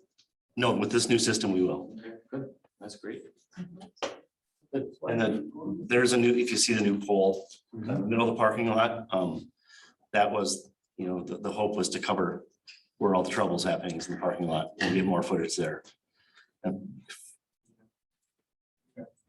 Any more questions? Work on the hum. You've done a couple of good things with it tonight already. He's got a couple examples of the new camera system working already too. Oh, okay. Today, Yeah. from our second day of the season. Yeah. Can you hear good out there? I mean, I don't know, we're all kind of close here, but I've been out there several times and I can hear pretty good, so. I mean, I kind of wanted the old fashioned ones, but yeah. Hopefully We'll get it right. And then these cameras are linked to the even. They'll be able to log into them, their computers and the phone, an app on a phone you can use. Any officer anytime can log into them. They will be able They to. will be able to, yeah. Well, see, Cameron Corner will provide the training. Where do they keep the recordings and how long do they last? They're at the Aquatic Center. And we have, no, they're 45 days long. You have to keep them forever because it's a public record. Can't. You have to build, I mean, you have to have a whole block. yeah, Google's amazing. I don't know how they do it. I mean, I don't know what that bill would be. Yeah. So they, 45 days is what they hold on them for? Yeah. And then they delete automatically unless they're pulled out. But you can, but if you have an incident, you can save it. You can copy it, save it. Pull it out of there. if we Yeah. need to. We went 30 days. That's it. We used it today. There was a kid that thought his watch was stolen. And I went over there and found it on the lawn after looking at it on the cameras. So You did what? went and found, I watched to see where he thought it was stolen. And it was a little kid. And I have kids. I know how watches just seem to fly out of your bag when you're a kid. So I went over there after looking at the camera footage and sure enough, he just dropped it in the lawn. So. No way. So you actually found it? Yeah, that's pretty cool. Pretty good clarity then. What's that? Pretty good clarity then. Yeah. All right. Any more questions? None? All right. Thank you, Nate. The update on Village Park Outdoor Recreational Plan Study. If we didn't cover that, I'd be shocked. We touched a bunch of it during, We must have hit it. yeah, during my report as far as That thing is when big. the meetings are, et cetera. So I encourage you to come if you're available next Monday or next It's Thursday. exciting. It's very exciting. So that's about where we stand with both the master plans and the corp update. So I mean, a dump truck's kind of exciting. I mean, a fire truck's really exciting. The cop car is really exciting, but parks are really exciting, so. All right, the gentleman here, are you here for something tonight? No, This is for the Travis village, for the new building and I inspector. knew that. Here for formal introductions. Just testing all of you, and shame on you for not interviewing. Inspections at Yep. mobile home park. Well, welcome So that's why I aboard. was here. Welcome aboard. So, good. Did you make the right decision? Did you make the right decision? I think so, yeah. You still would have made it again? Okay. Somebody you'd think on that side would go over there and knock that shade down. They're just not gonna do it, so. And like, it's, the welcome is over. So anyway. Honeymoon's over. Oh, yeah, our honeymoon. I was trying to, you have the right, thinking the right. It ended when I sent him to the trailer park, so. Now Nate's gotta get his brownie points. I'll go along with it. I'll go along. Back in a couple weeks to call. It's really disappointing. It really is. You can imagine the promise. Well, for me, it was interesting because I actually grew up. Okay. So for 15 years of my life, I was in there too. So I walked back through there and see how far Stillwater had gotten. That's tough. Yeah. That's tough. I agree. Well, welcome aboard. God, Hero's gonna move up the agenda for you and everything. Yeah. Jeez. All right, we are, let's see, 46 is done, 47, discussion and or action on request for funds and memorandum of understanding between the Wisconsin Elections Commission and Village of Weston, Marathon County. We could move to approve the request of funds. Current envelope shall be secured until next regularly scheduled shredding event and dispose of at such time. Motion by Pincinel. Second by Cronin. Any more on the discussion? Hearing none, all those in favor say aye. Aye. Opposed, so carried. 48, discussion and or action on special event and temporary use permits. Or get it on the floor? Or, oh no, discussion, could be just discussion, might not be action. Sure. Mm-hmm. So my goal with this was just to talk about increased public awareness and treat everybody the same. Clarify policies. And increase awareness of events in the village. There's some emails that are in here and some other stuff. I think we do a really good job with some of the stuff like the leaf pickup or the hydrant flushing, right? So that shows up. You get a mailer, it shows up on Nextdoor, it shows up on Facebook, it shows up on the website that, hey, we're gonna flush your hydrants or we're gonna pick up your leaves and it's gonna be on this day and you might have brown water, or if we're not there on this day, we'll be there the next day and we have a really good map. In some of the events, we got the GG's Gold Run thing and you're gonna see people running on Holland Ave at night with glow sticks on, so don't run them over. It's not a normal thing, right? It's 7 o'clock at night, there are people running on the road in the dark. That was actually a lot of fun. Yeah, right, so we have these great events, but not everyone's aware that they're all there, and so the idea was to have transparency here for the citizens and taxpayers, and so we don't get nasty grams on next door and face page. Or burden the police department with unnecessary calls for an event that was approved. If the event, I mean, it came here, I asked Jennifer how many of these that we do, there's some time in here about, we don't have time to do it. But actual data is there were 9 of these events approved in 2022. Put that in perspective, there were 33 and 38 deck or fence permits. So if we spend the time to approve a deck permit or a fence permit, you couldn't spend 25% of that time or less than that, 12% of that time to tell people, hey, by the way, this party at Arrow Bar, or we had this Chi-Chi's event, or we have whatever it is, and you're gonna see people, traffic, or go enjoy yourself at this event. Weston Lanes has this color run thing, like, go do these things. You know, that's a good point, Jim, because we brought that up. Last board meeting about getting some of these events up on our page. I know we talked about it. We talked about putting it on our, because we talked about hiring, we talked about local events, we talked about. So the only one that wasn't on the page was Aero Sports Bar. That was the one that had all the noise issues. That was also on private property. Typically, we only get something for that one because they have a large tent. So I explained to Jim, a lot of them come through because there's a tent attached to them, not necessarily. There's 2 different permits too that he's talking about. One's a special event, that's the runs that end up on our roads, and basically everyone sitting here gets involved in those. Valerie does put those out. She's kind of the one that kind of funnels them through. So when they get approved, she puts out information in all those different categories. In the case of Arrow, that's an annual one. But Hunter always comes in 3 days before it happens. So basically with that one, he notified Valerie on the Wednesday before that event, even though he had been advertising it on Facebook for a while. I did see it. I don't know what you want to do with those, because we don't always, I mean, maybe we only have a few. I guess my question is we don't have the staff time to go and comb through Facebook all the time. I mean, that used to be Heather and Renee's positions. And I kind of explained that in there. They were kind of a communications division. We did a lot more of that. I did that at first in between Dean and Daniel. It's a lot of work to find those events and to put them out there. Some people don't want you even putting their events that the village is acknowledging them.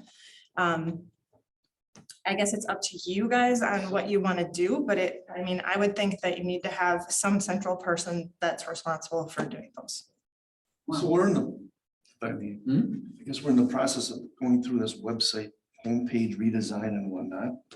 I know we've heard from Trustee Hardinger and from Trustee Pincinot about their desire to have these events on there. I don't know if the whole board has shares the same sentiment. I think there needs to be some, I guess, conclusion or some direction on the whole website redesign, maybe as we go through this, to make sure that we're doing this. And again, it's resources for us. I know there are other places like the CVB website that has all the area events. We could certainly have a redirect to that. I think there's other ways to skin the cat, perhaps. I don't know whatever else was discussed in your meeting, with Nate, and if that's something we should be revisiting. We certainly want to do what we can. We also don't necessarily want to be recreating the wheel or duplicating effort that's already being done somewhere else. Be my thought on it. So as administrator. I've heard about it a couple times, that officer that lives back up in the guy that where is that? You know where I'm talking about. Eric. Yeah, Eric, Ossa cop. Called me once or twice. This time he didn't call, I've been around, some weekends I'm gone. But if the noise does carry, yeah, I hear it. But nothing have I heard as loud as those fireworks this last weekend. That was ear crushing. When the first two went off, I thought, holy crap, what just happened? I actually had to think about it. And who do you tell about those? And they went on for 15, 20, they went on for probably 20 minutes. 25 minutes. I just don't know who, it was after the air show, right? Yeah. After the air show. Yeah, that's the airport. So, and at night at 10, 11 o'clock, and I've talked to some people down here. I can't imagine how loud it is if you live over at Linda Street. But when that glass company, which one is that? Old Castle. When they drop glass at night, and I know they're not supposed to, but they do. It is unbelievable how long that glass gets dumped They've got and that- how long it goes forever. Pressure relief. It's yeah, the pressure valve. Yeah, and I've talked to the neighbors there and they go, I don't even hear it anymore. You know, they used to complain. But you know, you're in an area, I used to get hammered at 29 Super for the backup alarms. Never used to have them. Backup alarms went on all the equipment. Holy God. For days, every time we had an event, a snow event, I would just get hammered by the neighborhood. It finally took me, and I know we can't do it this time, but I took a turkey or a ham over there every holiday to all the neighbors close to the building. I didn't know what else to do. And all of a sudden they shut up, This one here is a big deal. Sometimes that air carries, but at 10 o'clock, I think they're done, right? 11. Oh, Air was I thought it's 10. No, 11? It's generally, they give them an extension to 11, I believe. Oh, okay, sorry. So I don't know. I mean, how do you do it? Is it a warning or is it a positive thing to go and join it? Well, I think you do both by presenting so whether it's, we use the arrow bar thing, okay, well, just so you know, or if they had fireworks there, just so you know, we're gonna have fireworks at 10 o'clock. Yeah. But it'll be done by 11. Okay, great. Or if we have people running with glow sticks at 9 o'clock, it'll be done by 11. So you're not worried about running some Yahoo over that didn't put a glow stick on or his was broken. I don't know how you would reach some of those people. So, but we haven't made any attempt. We haven't put it. Well, in Aero we haven't. Sports Bar does. Sure, Put it up on but there. Aero Sports Bar isn't here. This isn't Aero Sports Bar Well, meeting, it's the but Village he of probably Weston. next door, it doesn't necessarily have Facebook, and I can't send, I mean, in the case of Aero, they came in it was Wednesday night when Valerie met with him finally. And it didn't get issued until actually the Monday after, because Hunter came in Friday with the check. And Valerie and I weren't there, and Sarah and Aaron didn't know how to.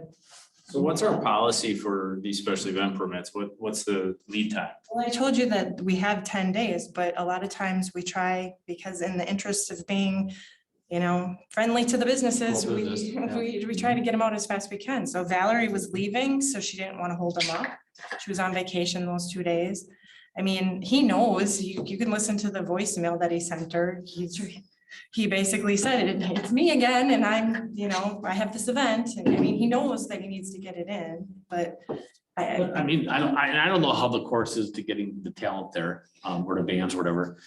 It might be 3 days. They might not have decided that, hey, I got an opening, I'll be there, quick, get a tent, and just get that.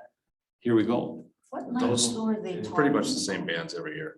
Oh, it is? Okay. Yeah, Hyde The plays there noise every for year. That Aero Bar, what day were they they saying? were all 3 days. I know, but they. So, but the complained- people who were complaining were nowhere near it. The complaints I got one complaint from Gordon Weiler, who lives over by the school district. So, I mean. I live Gordon across said the he didn't street, hear right it. through that field, and I. He didn't hear it. You didn't even think, isn't that bizarre? I can hear 3M from my house, from my driveway. Well, I know And my that's just nephew, nuts. my niece and nephew, well, my son lives over there too, but they said they could hear the drum from one of the bands. He said he could, or the bass kind of, he said, but that was about it. The only reason I'm asking is Sunday, they had a polka band, Yeah, they had a band on but Sunday. it was done at 4 o'clock. Yeah, so they started it on Friday night and they had it Saturday, I don't know, sometime during the day, and then again on Sunday. But It was a how 3-day late were event. they- How late were they on Friday and Saturday? They went to 11. And so my 11, suggestion 12, would, actually. They told us 11 and my I'm suggestion telling you is. 11:12. That's what I called Everett Central Police Department. Because you heard it? Absolutely. At my house at 10:06, I heard nothing until 10:06 PM and I'm more than 1 mile as a crow flies from that property. And we can put it to 10 o'clock and tell. I don't care when it is, I just want to know about it. And I think if you read what's on here from all these other people on Nextdoor that said, well, I didn't even know there's anything going on. They may have changed their weekend plans and made it down at Arrow So what are Bar. you proposing we do to make people aware of it? I'm Because proposing. your that email made as it sound part that of we were the- gonna send out a letter or, That went or- to- and that's I not gonna happen. specifically stated that it is to be no written correspondence. It is to be posted on our social media. We have 9 of these a year. I don't think it's too much to ask to put as part of your deal. And if you have to increase the permit from $125 to $135 to cover the time for the 9 people that do this, I don't think that's I too much just, to ask. sometimes we may not, they may not fall under our jurisdiction to be issuing anything, or they may not get a permit. So we're talking about next door, name all the things that I'm not on. So Facebook, Facebook and our website, the Okay. 3 things that we already post But stuff for The the hydrant website and that the. comes to me, like with the Weston something? Yeah, the thing that Pam emails out every week that says, hey, here's what's going on, Oh, or okay, here we okay. got these street So- projects going on, so. So those 3 avenues, we try to social media, you know, the 15,000 people. And what about the people that don't get it and then complain? Now what? At least we could say we made an attempt. What attempt did we make yesterday? 0. Just like if you didn't go to the Wassa on the water or whatever it was, that I didn't know what was happening. Right, but it's advertised, it's out. there. We made 0 attempts. To me, it makes I was just gonna- Roland, you have something? Yeah, Yeah, I have a question. I was gonna make a quick comment. So both the Gigi's event and the Color for the Cure event, they're both Weston sponsored events through their tourism, and that's primarily why I have been posting those on our social media, because we're a sponsor of it. And I'm fine doing all the other events, just as long as we know where the cutoff is as far as, like, is it just anything that's open to the public, or? I think just these private people special that wanted events. To be advertised. We would tone it, well, it's outside, so we would tone it to a good thing. Yeah. Not a warning. So yeah. come down and enjoy. I'm happy. Now that was our attempt to let you know that, okay, here we go, hang on. And, or go to Travis's house a block away and don't hear it at all. How bizarre. That's just so weird. To go along with what Yeah. Jim's saying too, we had also talked to Nate about placement on the website. And I guess for me with the bike rodeo, I had to scroll on my phone, mobile device, all the way down. And then finally it was there. Well, I don't know how many people really scroll all the way down to find an event, but it's not me. I want it right there front and center when I click on. That's the biggest thing we hear is the meetings should be front and center, the events should be front and center. Right. Anything current, anything happening right now, right in front of us, I guess, if you're gonna look at it. I think Nate has looked into that. So you put the color me for a cure and GG's and stuff on the website here, who did that? You did it. Yeah, she did. Because they had a really good turnout and I think if we're gonna put it, if, let's use Arrow for example. If we're gonna put that on the website, I think whoever is putting the event on needs to be notified that we're gonna put that on our website. We can't just take it upon ourselves to do well, I that. think the ones That can we be a part of the- sponsor, I know both of those are due to cancer causes. So I mean, I don't think they're gonna, I mean, they came in and we gave them money. you're to talking help. specifically- Yeah, and those. I'm talking specifically non-sponsored events. That's a different event. If it's a non-sponsored event, we need to notify them. We can't just take it upon ourselves, to post their event. He's saying Arrow Bar, we're gonna put this on here, They- we're gonna let people know that. And they should have the right to refuse if they don't want, or it just needs to be written into our permit. Well, maybe it's not a special thing that's on here. I mean, we have a calendar on here. Maybe, local events are on the calendar and it's not actually its own little, like the GG's or, that way it's on the calendar. So I mean, maybe look, that stuff like that's on there rather than its own thing. Because my only concern there would be is like now we're promoting a local business because they're having an event. Somebody come in here and whine it or say that, well, why are you promoting your business and not mine? Right. But I don't, Well, I have an think outside. you'd have to tie it to the special event permit. Mhm. You couldn't just be like, oh, well, Is there any more outside bands? Jasper's swinging a hammer today, so Is there any more call outside Jasper, bands? right? There you go. They applied for a permit. This is the thing that's It's a happening. temporary use. Yeah. permit. So Different is Wiggly with their outside seating now, is that ever gonna happen? No? What was that? Is Wiggly ever gonna have outside? They have a patio out there. Yeah, they do. Yeah. So like Jen started out though, Arrow was not a special event permit. It's temporary use. They're- Special event permits are Well, for events are for like. parks and right away. You're right, sorry, yeah. So the process is completely different, where I'm a reviewer, Keith's a reviewer, Jen's a reviewer, Clay's a reviewer, Josh's a reviewer, Michael's a reviewer. So special events permits that take place on public property get the full review. Gotcha. And then you got 10 permits for that also. So a temporary use like that is And so completely. it's on private property, so like when that one group wanted to rent a tent, but it was, you know, we had all those questions, that's a totally different, because it's temporary use for a business, it's like an extension of their use. And if they did it without a tent, we wouldn't even know it. Yeah, Right. Why so? But I don't know, that you would. They don't even, they have to have a permit for a tent. certain size tent, but the. Certain size tent and more than 200 people and. I thought you were funneling the sound. some- Impact to Did public you get your safety hand up and. before? Yeah. I know I made this comment before. I think a lot of this comes down simply to the fact, like, a year and a half ago, we had Heather Reich and Renee Hodel that were doing this. They were managing the website. They were managing social media. Heather left for another place. She wasn't replaced. Renee's moved on to accounts payable. We've lost people that did it. And now we're hiring for a new position, and that is part of the new position that we're asking that person to take on. So I think it's as simple as finding the right person to fill that We void. haven't had any naughty commercials either, so. The one that I complained about. Talks about what's going on this week or whatever. Yeah. So, just hold on, you know, Mr. Quiet over here, what do you, I mean, you guys are getting called. So you must get called, right? I mean, are they complaining to Everest Metro? That's all we do is handle complaints. Mr. Funny Pants here. There's There you go. right now. So he finally says something. He finally says something tonight. And that's all we do is take care of complaints.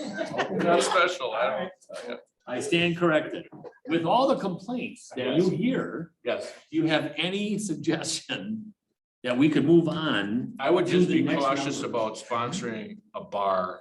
What if something, this is what I think of, what if something tragic happens, or what if there's a shooting? Ooh, That's a really good point. And then Weston is affiliated with this as a village, something ooh, horrific happens there, I would stay away from it. you just trumped it right there. You just, David Bouch at 29 Super quit having 29 Super liquor because all he could think about was a tragic accident and the Daily Herald there taking a picture.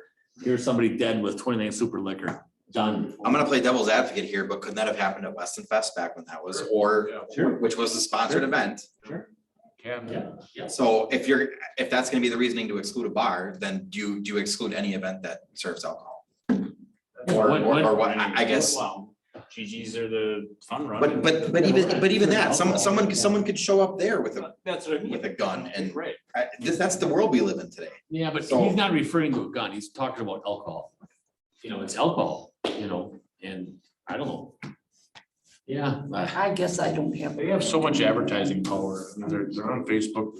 Yeah. Signs. Mhm. I don't know, that's just my 2 cents. I think the traffic is actually a bigger issue than the sound. If Well, you you had- drive up Fuller Street, they're parked on both sides of the road. Yeah. Parking was. It's kind of dark there. It Yeah. is very dark. Yeah, it's through very that dark there. stretch. You had 2 officers for the run at the intersections. Those we charge extra for. Yep. Yeah, those are special event. That was good. They had a really good show out, and then, there would be a ladder truck and some other. I was looking for you, chief. That's the only thing I think of is if we had at least a time that by 10 o'clock we would be done. I probably was one of my more irritating things is when, I mean, where I live, I've got lots of bars around and I hear all and different well, my neighbor had a party for crying out loud. But 10 o'clock, I mean, when my husband he worked and he had to get up in the morning and if it was going past that time, 11 o'clock, even he got irritated because he couldn't, so I think if you just put a time limit on there where it's a reasonable time. But Maybe keep it later on the weekends, But clubs, like yeah. 10 o'clock during the week. There is a time on it, but the Yeah. way that it is listed, it's limited to daylight hours unless licensed for longer hours. And so that's where it ended up. I mean, typically we went with the noise ordinance. I'm not sure how this event in the years got to 11, but So what about this exception? How is that exception granted that night? so it's part of the performance standards in order to give this outdoor assembly or special event. So when someone's having, it's restricted to 200 people. So, and then it's outdoors. I mean, Only 300 technically people are there? No. more than 200 people. Oh, I So see. anytime you have Gotcha. 200. So basically, when any church has a picnic, they're supposed to have one of these. Not all of them get them. Well, in the spirit of, we've had quite a bit of discussion on this. I don't think we're gonna have an action on this. Does anybody agree with me or disagree? Yeah, it sounds like when this new person is hired, it's gonna be part of their responsibility. Why don't we just, kind of mull this over, think about it a little bit more, keep this under discussion, no action. And why don't we put it back on the agenda for next week, next month? And, we've all heard everybody, said their piece, talk about it. Or does this need to go back to a committee before it comes back here? Which one? Wouldn't it- I think, Wouldn't it fall under planning? I think, Planning, no, I don't it's the agree. zoning. Nope, I think he's so damn funny. I think it should go back to the MPD committee. I think it should either go right there and settle in for a couple months. Talk about it. I love you. You know I do. We'll get jackets. Oh, yeah, okay. So anyway, all right. Would it be planning, Jen? Yeah, it's the zoning. Yeah, land it. Yeah, good. I'm glad it's with you. That's good. All right, so I like to stay there for a couple months. All right, so 49, discussion and or action on public safety building exterior renovations. We're moving along, that I know. Okay, there's three pieces of this tonight. Scott had gotten a proposal from Central States Mechanical Insulation for insulating the ductwork on the exterior of the building. He was also getting another one from Merrill Insulation or Taylor Installation up Taylor Insulation up in Merrill. I don't know that he's received that yet. You know anything about that, Roland? I have to double check up from emails on Friday, but I don't think he has gotten one back yet. So the estimate or the proposal from Central States is for $22,830. It's under the public bidding threshold, but it's a significant amount of money for us to make a staff decision on, as we talked about at finance night. So it's something that we're gonna have to attend to on our own. I guess if Taylor Insulation will be lower, we wanna enter an agreement with them to go forward with it. If not, I guess we'd wanna go with Central States. So because I'm not sure what action you'd like to take. I think time's of the essence that we get these things going and in process and not wait till our next meeting. I guess, then relative to the next piece, the masonry repairs. Dan Ruskowski has spoken with this company we talked about, I think, at the June 1 meeting. Company in Wausau by the name of High Low Masonry. They would not give us a written proposal. They gave us an estimate. I think I copied I did copy their email in there to Dan. They're very booked, but they said that they would agree to do this probably on a weekend, once we get it pressure washed. So they were estimating about a $3,000 cost to do it, to do that masonry repairs themselves. The little bit of tuck pointing that they're anticipating that would be involved. We're still trying to find somebody to do the pressure washing. Scott also spoke with a pressure washing company here in Weston, and he was expecting to get their proposal sometime this week. So who's that? On point, On point pressure washing. You guys know Alderson? Omni, this truck wash over here, Omni? No, on point. Glass? No, out by Michael. Truck wash? Nova Truck Wash. Nova Truck Wash. He has a portable. He does have a He has board. trucks, and then there's two people up in Merrill that have them also. Okay. So portably, they could come here with their trucks and do the entire building easily. So if you need names up there, I'll let you know, but otherwise maybe go to this guy first. Yeah, so On Point's right over on Alderson. Okay. These are, so he works out of his house. He's a smaller, Yeah, that won't cost us. smaller operator. Wouldn't expect it would cost too much. How was that number calculated for Keeney? I think that That's, Keeney's price at $6,000. You good with it? Beyond cheap. Yep.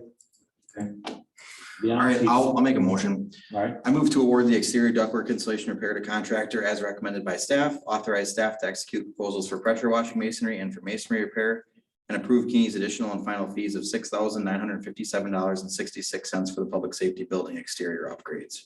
Second. Motion by Cronin, second by Hardinger. On the question, anything on the question? Yes. You guys are a little bit behind, just a little bit. Put a timeline on this, because if they're gonna paint in August and then concrete has to cure for 30 days, it means it needs to be done by July 1.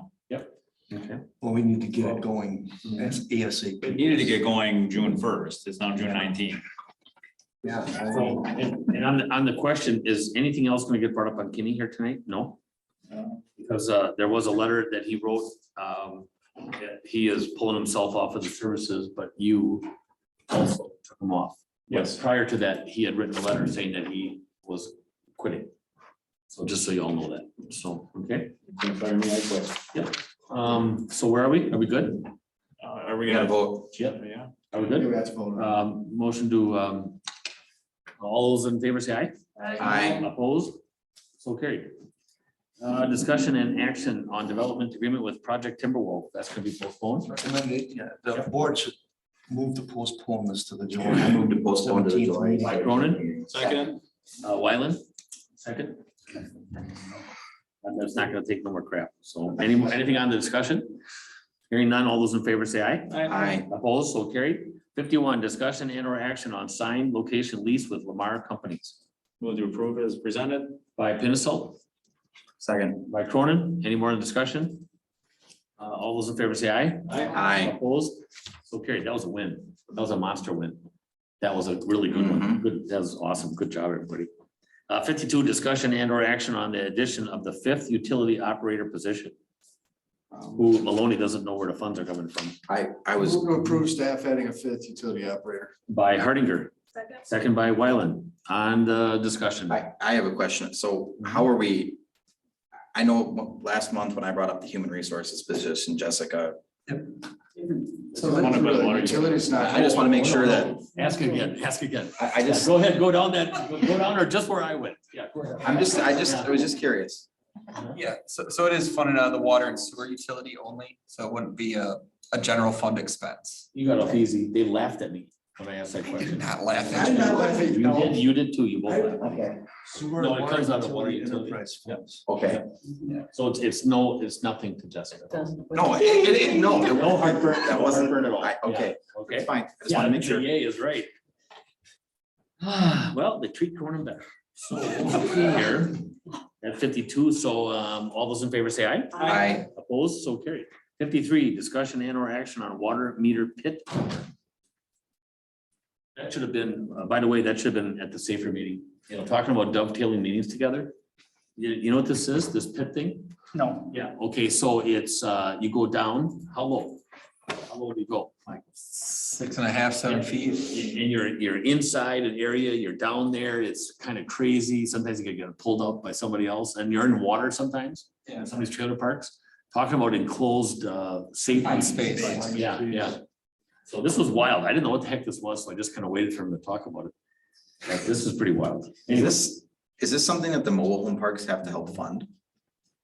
We discussed it. Yeah, Possibly It's being. it's our stuff, but it's our utilities. Yeah, it's ours. And if any new facility came in, we wouldn't allow it to go underground. We have a couple of these that are above ground, like I think it's the Weston Pines or one of those apartment complexes right off of Camp Phillips there. They have an above ground metering So we spot. put these underground to be more appealing looking? I don't know, that's what they did in the whatever, It's so- 60s, 70s. it's So bizarre, so bizarre. Okay. What's your pleasure?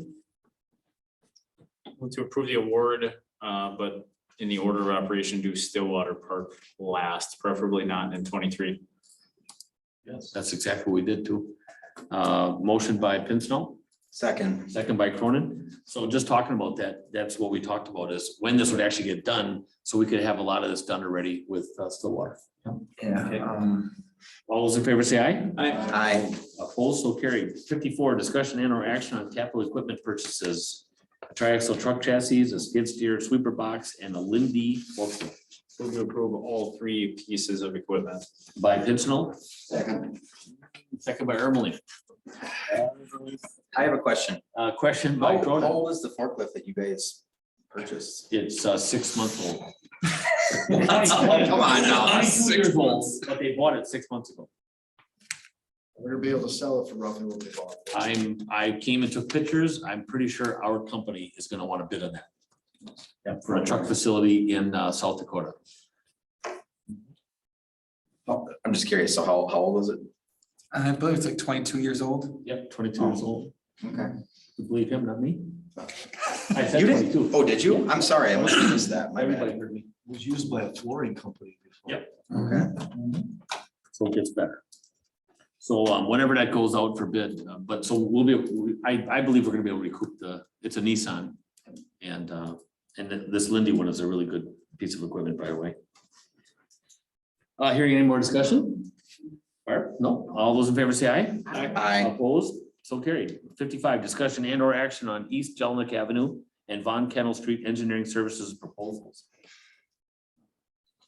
Is the road good? The rest of the road from Mesker to Municipal? Because we're only doing it from Mesker to Camp Phillips, right? Not east? Yeah, Mesker towards municipals. Fairly Fine. new. That was done in 2000. It's new, it's got curb and gutter, that's been upgraded, yeah. Okay, Move to approve the award to Clark Dietz. by Pincinel, Second. second by Hardinger. Any more in the discussion? Hearing none, all those in favor say aye. Aye. Opposed, so carried. 56, discussion and or action on salt shed location and fabric color selection. Would you ever believe that talking about a salt shed and then fabric color, in the same sentence? Wow. Where are we? All right. Go ahead, everybody. Yeah, Pull up an aerial, like a photo. This is not declaring where it's going to be. This is just yes to the salt shed and the fabric color. No, I think this Salt is. shed location and It is fabric color location? selection. yeah, location, So where is location?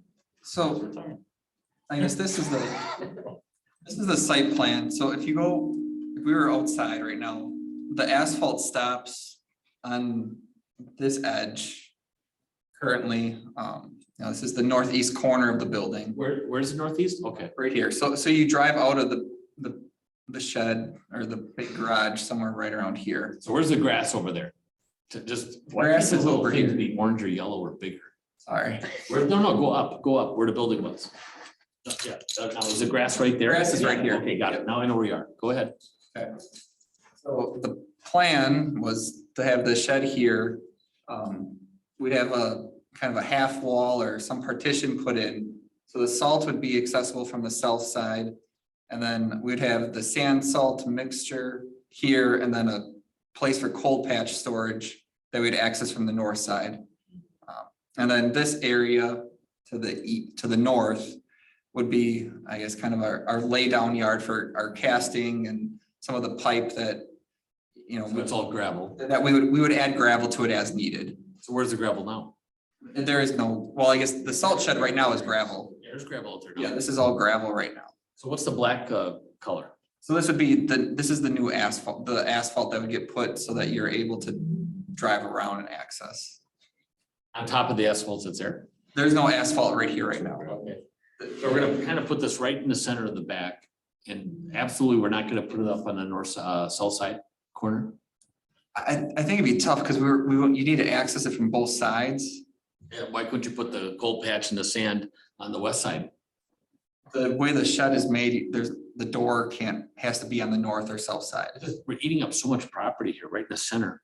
So this isn't really the center there. I know where you You get are. an aerial view, I know where you are. like drone I- photo? I actually gotta tell you, when I looked at this, I didn't realize that the casting storage and the pipe storage were going. When that got thrown on here in a layout that was easy for me to see, I actually thought this made a lot of sense to me. And at the same time, we're not the ones who are gonna utilize this space back there all the time. You guys are the ones that are gonna use it. So in your judgment, if you're saying this is gonna work for what you wanna do, who are we to say that this isn't gonna work? Yeah, it's more or less trying to keep it out of the way too, so it's not in like the drive aisles of the, when the salt delivery comes, it comes in big, long semi trucks, so they need space to be able to back up into it. I just got a big cover. Where do you put, so where are you gonna put the topsoil and the gravels and the other stuff that's piled behind the old building right now? Where's that live on this print? So let me grab this here for a second. So the initial plan had lean-to storage just south of where the shed is. And that was gonna have essentially three-sided bins open to the west where the topsoil, the gravel, the granite, base course, I think was the fourth component there. So again, that would be up against the east property line, so any neighbors to the east would be screened from that. And you'd only see it from the west side. And are we not doing that anymore? At the moment, no. That was part of, that was Piles part, with no bin. what was right? that? You'll just have the piles but no bin. Well, we won't have the piles until we have bins, but the original salt shed, we scaled it back so that we had something that was more affordable. One thought is we've got like those concrete blocks, they're kind of the big Lego blocks out at Ryan Street. We can build bins with that. It might not have a roof right away, but at least it would be a three-sided containment. So you're putting some castings and some pipes at Ryan and some here. The ones that we use on a regular basis here, when we, like right now, we're doing overlay work over on Windermere Oaks subdivision. That stuff, usually if we have to salve it, if a casting's broke but the cover is still good, we'll save that cover, and if it, it's a size that we normally use, like a 23-inch. I'm just gonna throw this out here. This is like when the building, the whole building was being done, I was throwing stuff out about bathrooms and lockers. So all that, where we could expand our building, where it's all grass that we're trying to get it going, but the topsoil, I think, sucks. I mean, whoever gave us that topsoil sucks. Anyway, so it's all grass there, but we're not gonna park on it. We're not gonna use it. We're not making a bigger building. And we couldn't screen that in on the front and use that for all the castings. So it just, because we have all our employees back there, as forever as you can go, you can only go one feet. You can't line them up like we used to do, block them together. So they're like forever and they're all parked back there. We're gonna have no room pretty soon. So nobody parks where, I guess that would be my point, is if we want to, I'd move anything else further north. The shed probably should stay where it is, just we'll have our brine makers inside the building, so we don't want the salt to be, too far away, because we have to, get salt into the building, so the brine maker will work. But I'm done. If that's where it is, that's where it is. but if we want to pave a few area and make that where our storage is for material, that's fine. I think that makes sense too. So do we have to do the fabric color too? We probably should. We can either make it essentially, I got some swatches here. What do they recommend for best for weathering? It can't be. They said nothing bright, so they basically said, white, gray, or like that this beige color. Sandstone. What color do you want, Michael? Make it color you want it, or a W on it. I mean, they said, you can do accent colors, if we want to do the Much more. ends. So those ones aren't, so this isn't any extra cost to just do a band. Oh, and a different color. What kind of fabric? I mean, can you do corduroy? No. So this is samples of it. Didn't touch it. Denim only, man. I mean, I'd probably say just go white. And, I personally thought the sandstone was green, but that was me. yeah, they just said that'll fade. Which what, the green or both? Anything dark. It always looks dirty. The white might look dirty. I don't know, maybe gray or the beige. Or we don't need to have an answer today. Or you just tell me to pick something. Sandstone, I think we should go sandstone. Sandstone with the white. I'm thinking two-tone. Or clear. Sandstone with the white. Go clear. Okay, so you're thinking this one. Okay. Oh, Stripe. You want the white band? Vegas, You want baby. the white- That with the white band? Not gone with gray. I'm so done with this color, I can't stand it. I'm gonna just shut Sand with it the white man? down. I'm just, you know what? I love surprises. Just surprises. Put a box out there and have everybody vote. What kind of color? Have everybody on the drop-off box. They can all put the color there. What color you want to see it? That'd be awesome. I move to approve the location of the salt shed in the sandstone color. By Cronin, Second. second by Hardinger. Any more on the discussion? Well, I just No, asked- no more discussion? Yes. Seriously? Yeah, Okay, no. we didn't have enough. Go ahead. So are we gonna power this building? We talked about this at the last meeting, but Michael wasn't here to defend himself, so. Yeah, there is no plan to power it. We'll just use manual doors. Our current salt shed's all manual doors, No lights? No light? no lights. This one will actually be better because this will be Lighter? a lighter. With color. the equipment, you have lights And on. when you come in with the equipment and also on this site plan, there is a existing pole light. So if you go out in the back, there's a exterior light right here. And then also an exterior light right over here. So outside the shed, there'll be light, the parking lot will be lit. Right now, we have 0 lights at that salt shed and it's a wood structure that you go in and it's a tunnel. So this should be better, actually. I think the color that trustee Cronin picked is incredible too. So, any more discussion? Yep, and corduroy. With hearing no more question, let's see, how about all those in favor, say aye. Aye. Opposed, so carried. 57, discussion and or action. Well, 7 and 8 change order update. So I was just here trying to give you guys an update on where we're at. And then I was asked if the winter cost came in. I know that was a discussion when we were talking about the incentive date. The winter cost came in $28,000 or less than originally estimated. I guess Ellis had asked if, since winter costs came in, if the board would reconsider reinstituting an incentive for $25,000. What did they pay the DNR for their permit fees? We actually pay the permit. Oh, we did? Yeah. So wait a minute, so the well being built by the Frisbee golf, Yeah. they want an incentive? So we had an incentive date. I know that. I know, but it was never called an incentive. In the original contract, we It's do. not called an incentive. There's always been a different term every time. No, I think it was, Really? I could have sworn it was. It's like incentive for early Stand corrected. completion or something. What's their completion date? We're looking at it right now. So the contractual completion date is December, I think it's like 20th.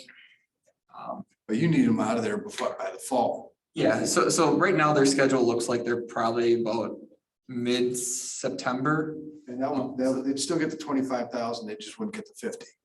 Yeah, so 25,000 if they complete by like September.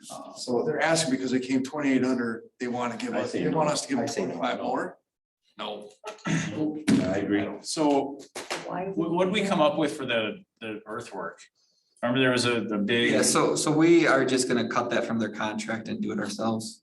Okay, good. I mean, they're gonna get the $25,000 bonus. I mean, Oh. Not if we don't extend it. No. So we have No, to, they won't. I'm sorry, that was the question I was asking, but the schedule they have right now, they still make the 25,000. They'll be close. Pretty close. I mean, the trust has sat out there for 2 months. Yep. Oh, heavens, longer than that. Yeah. At least, yeah. Things it's idle all the time. I mean, I know they're. All the time. And at this point, you said they're already on schedule for September 11th. So if we say yes tonight, we're giving them $25,000 literally for nothing. Nobody there ever on Friday. Move to deny incentives for early completion. By Pinasol, Second. by Hardinger, any more discussion? Hearing none, all those in favor say aye. Aye. Opposed, so carried. 58, discussion and update on UTV. Accessible vehicle routes. Is this more routes, less routes, same routes? I had a question on this because and you sent me the email, so thank you for that. When did we approve that? Talked about this. 3 months ago, right? No, that was longer than that. Longer than that. 'Cause at the time, there was a discussion about, I took it to the chief and you were concerned about highway cross, or no, Schofield Avenue cross, big time. And you were kind of looking at a wait and see, complaints come, then we got to go back and pull it back. The minute we approved it, then a couple neighborhoods screamed and hollered that, why can't I? Why can't they wear helmets? I don't know. So, I mean, everybody else has to. Well, I've received a few calls and I guess my question was, what problems have we encountered so far? And you sent me a list, when the list that I saw, it seemed like the vast majority of them were citations that were occurring in areas that it wasn't currently allowed. Is that We didn't write correct? any tickets. Or not, maybe not citations, they were complaints that were answered. Correct. And we Sorry. just did an educational stop with the ones that Right. were found. Some are loud exhaust. I mean, you're gonna have some of that driving outside of the area and creating dust. Doing wheelies. High speeds. Area. I guess in the past few weeks, I've had 3 or 4 emails and phone calls on this, asking why we haven't expanded the area that we are allowing these to come in and out of our municipality. So if that gives you an indication of where this discussion, where I think the discussion should go, that's where I think it should go. I'm not To expand? opposed to Yes. that at all. I'm just concerned about crossing Schofield. That was my Well, biggest what- concern. You know, Clintonville, you can only cross 45, you can't ride with 45. And, but we don't want to cross we want designated crossings only Correct. on Schofield. You know, I don't mind them out by Barb's house, but I mean, I don't want them, but I'm just teasing. But I don't want them by your house, Not my backyard. Merrill is full of them, you know, and I'm not used to looking at them driving around Merrill. I'm not. What, another question I have, if you're within, is there an ordinance that says if you're within a mile of a designated route that you can drive to that spot? Okay, because that's the issue that I'm hearing from from the people who have contacted me is that I don't want to ride in town. I want to get out of town. I don't have an ATV to ride on pavement. No.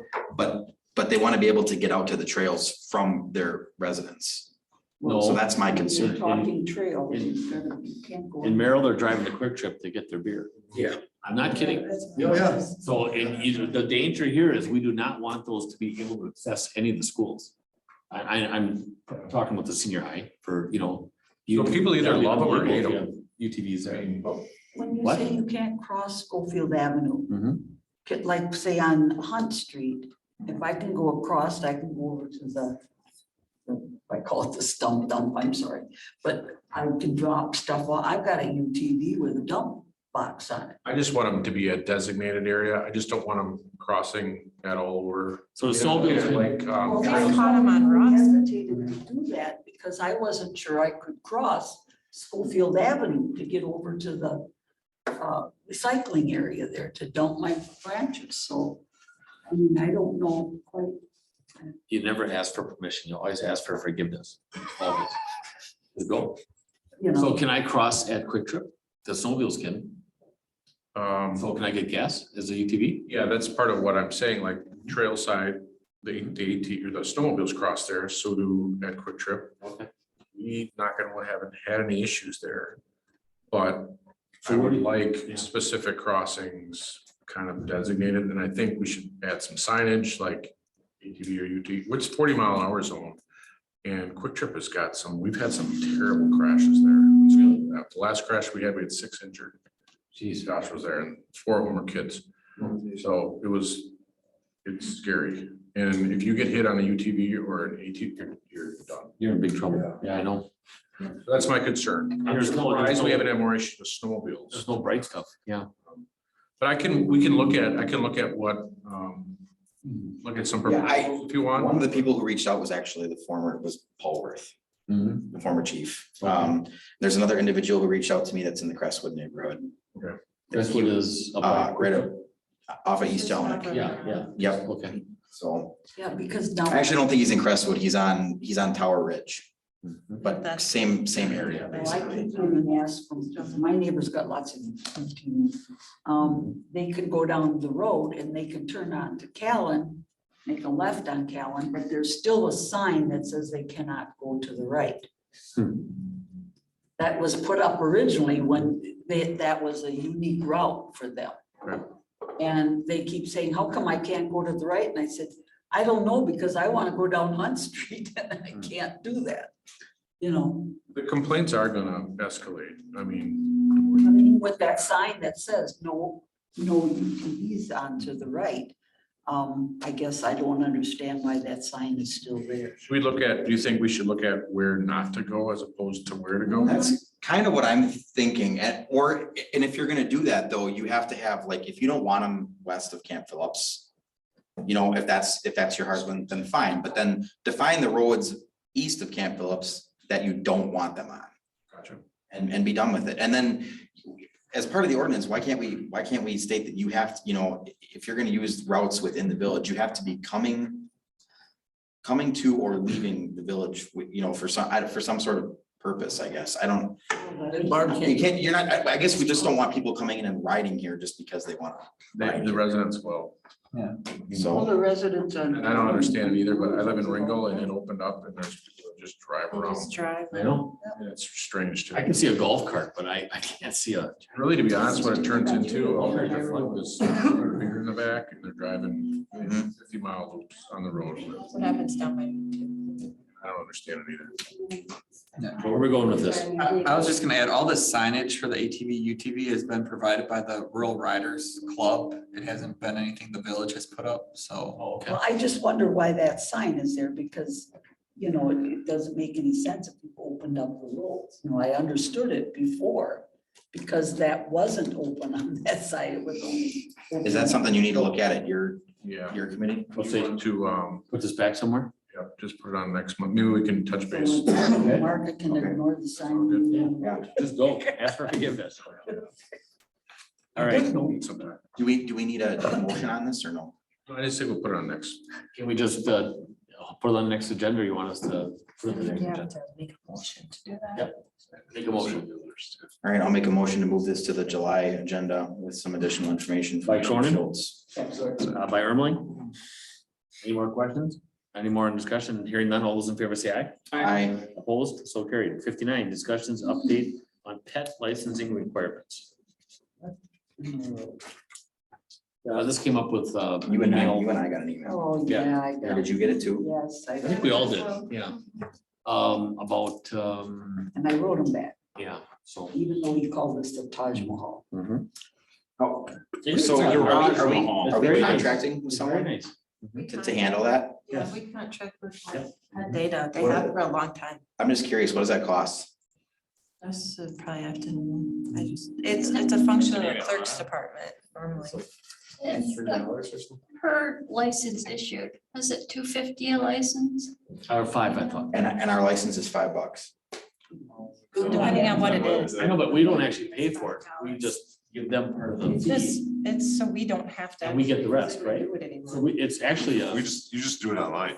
it's a little profit center. We get a little bit of money from it, right? We do, and then there's a percentage that goes. $3.90 a license, we pay them to do it. $3.90. And so we get the rest. We don't touch it. We collect between $25 and $10, depending upon if they're altered or chipped or both. And those are the ones that do it. That's Right. not the ones that don't do How many licenses do we process annually? it. We don't process any. Well, I know we don't, but Okay.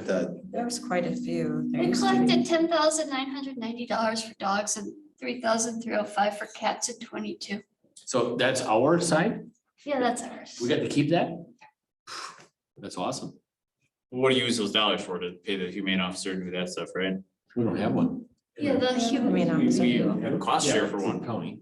$20,000 Oh, is yeah. an expense and EMPD budget for Well, the I year. think the concern in the email was we're not enforcing it. Is that, so why? I thought, The email was that it goes That we in farmed it Sarah's out. Pizza That we Fund. farmed it out. He could use $5 penalty here. So they would have had a penalty anyway, so they, I mean, we always charge penalties. The It's a county state- does, it's a state It's a statute. state statute. So if to you don't charge have it penalty. in by March 31st, they won't even accept it without it, at, like county here. Any license plates? No. No license plates? Right.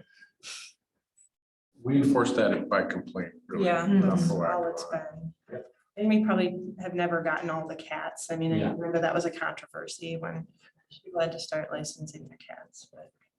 There's a bunch of unlicensed cats in the trailer. There's a whole bunch of them. There's a whole lot. There's more complaints about not collecting them Because of the humane side, what's what, $220? Yeah. Drop off. We don't get that many complaints about it. Yeah, not anymore. I used to make a joke about that. All right, so I get them now. discussing or action or anything? I guess my concern was I didn't understand how Yeah. the fees worked, so I didn't want us to be paying something that we weren't paying for something that we weren't It's approving. basically when Sherry started it, it took away a staff member having to basically do all that all the time. We Yep. know more about the dog owner than we do about the taxpayer. That's no lie. Well, yeah, you would have done it back. Yes, and I even had to issue death They would bring their certificates. dog.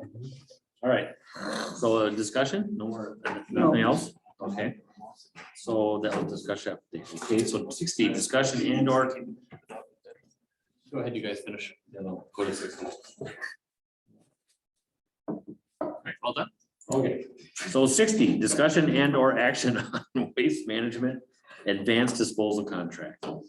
So that was a couple different emails. Trustee Cronin just wanted to question if it's a possibility that we do our own. Thanks, chief. Yep, thanks, chief. He got scolded. Take me with you. And let's see, one of them was mine that a while ago, we had some discussion with our attorney on possible outs with a name change, which I think is there. But doing a little bit more research right now, we want to do absolutely nothing. And for me, is to completely shut up. Because, well, not because Barb said that, because I don't agree with whatever the hell she just said, but she's just listened to my whole answer here, okay? So as wrong as I think the contract was and how we went about it, so I'm going to say that. To get out right now and go to a competing waste hauler, COVID, every single buddy would be higher.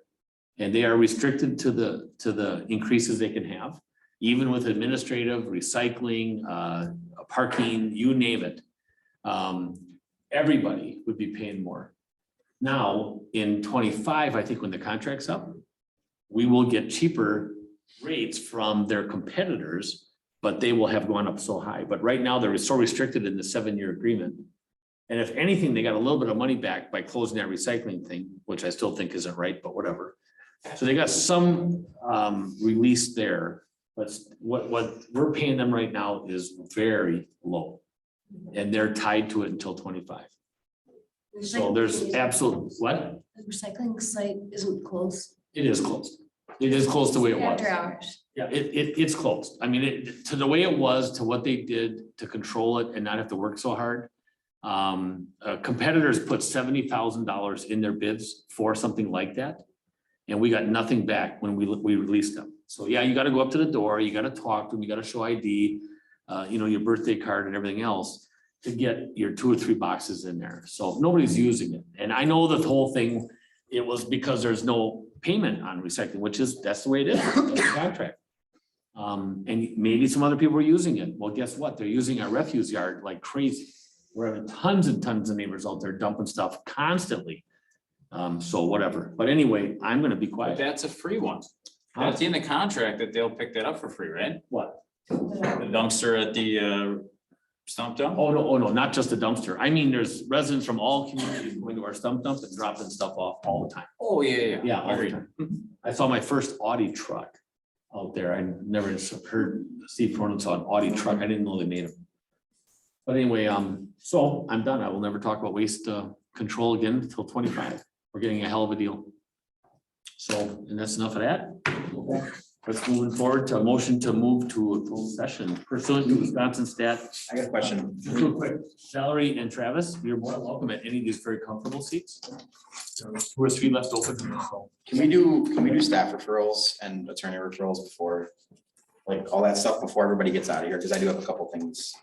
All right, let's move towards staff referrals. I didn't know you guys were in trucks. So I had emailed you about doing an ordinance for electronic vehicle charging stations. I think that would be a good idea. We have the first one at Target. There was some discussion about at Safe, well, you were at the Safe meeting. Regarding the ones in the bottom of Birchwood Highlands. And I think we need to create, and I think you would probably agree that we need to have some sort of ordinance written up for where those can be located.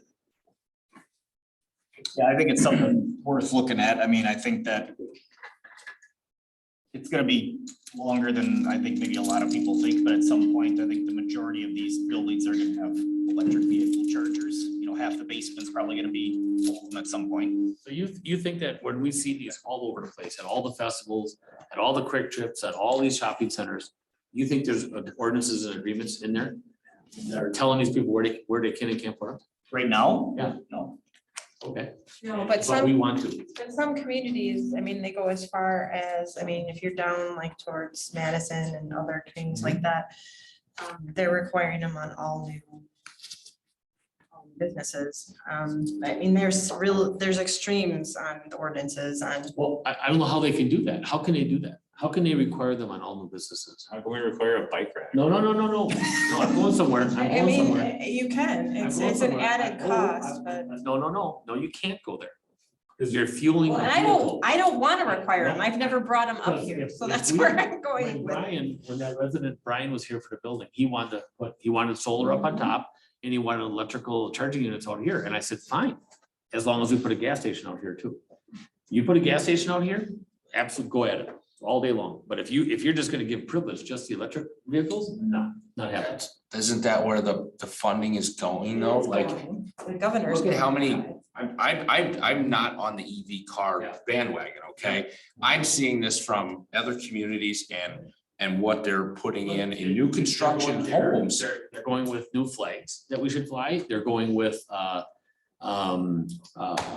roundabouts. They want Wi-Fi to every farmhouse. Absolutely, let's go. We all gotta be connected. So I wasn't sure that they ever resolved the whole issue about reselling electricity as a non-utility provider.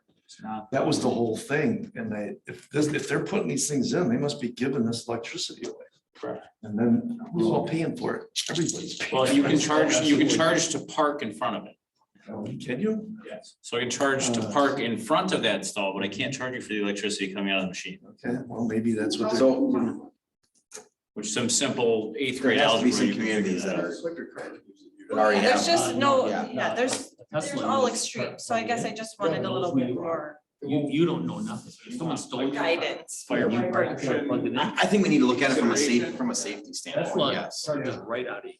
You have no The choice. other thing that was happening in a lot of Just pick the movie. electric cooperatives, like, people putting them in How they do it. Yeah, some are different. grid that wasn't Yeah, some are different. And then, But Tesla. Michael, was there any headway on They know everything the about fire you. hydrant situation? Everything. Fire hydrant I'm sorry. situation. Oh, at DC Everest. I know we talked about contacting Casey over at the school district That was Friday. I have on not Friday. I contacted don't know if we him. got that far yet. Well, so I guess the question is, that's something you want us to follow up on, we can follow up with Keith. What is it? I don't know, Chief, you might have a better, Jason. you might be the better one to explain that situation than me. So there was a fire hydrant that was located. Somebody correct me if I'm wrong, but probably very close to the middle of where the new Green Neck Turner Field House is being built. Originally, that fire hydrant was gonna just be capped off and shut off. And then it was relocated, and we wanted them to relocate it to the east side of the new building. But apparently that was gonna be an additional expense, so they relocated it to the west side of the new building. The problem is, A, it's hidden back there, and B, it's difficult for it to be accessed. So right now, we have no water supply anywhere. But if we're in the requesting front of it DC for public Everest. safety, is it not our bill? Well, That would be the question, yes. Right now, it's a private hydrant. Private So it's paid for by the school district. I guess technically, if they request a fire hydrant to be put in how a different many- place, we could charge for. How many that. fire hydrants are there? By DC Everest? Yeah. Well, it depends what you call by DC Everest. Right now that are easily accessible, I zero, saw 3 or 4, right? not easily accessible, no, So 3? none. Okay. Wow. So I have 2 across the street from me. So there's Front one, road. I have 2 within 100 feet, within 75 feet. the one that's gonna be easiest for us to grab is the one where his pointer is right Can now. you change the color of that thing? Where is it? Or a point. Wiggle it around. All right there. And it's on the Across other the street? street, it's on the, across the street of Alderson, and for us to get, kind of in the front of the field house, we measured it on the Google Maps thing or whatever, and it's 1,400 feet. You got a water point in the building. No, That you tap into? no, You don't? no.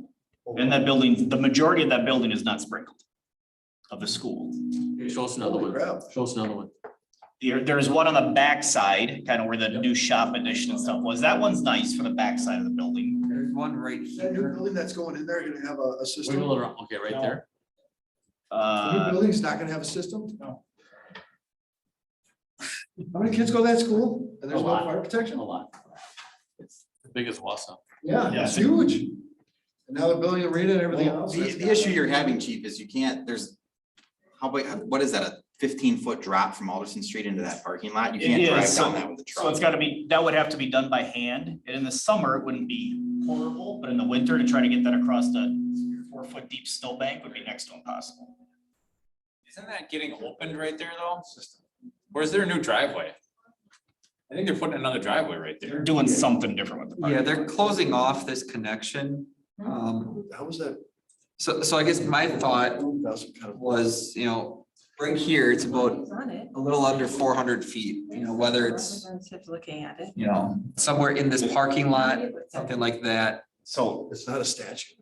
It's in the guidelines. it was brought up when Marty brought it to me. I would, When Marty brought it to me, we took it to DC, well, I think I talked to Michael or Jen or somebody about it. I sent the With new letter. building, like you saw the new building plans, it came through you, right? Well, we are all on it.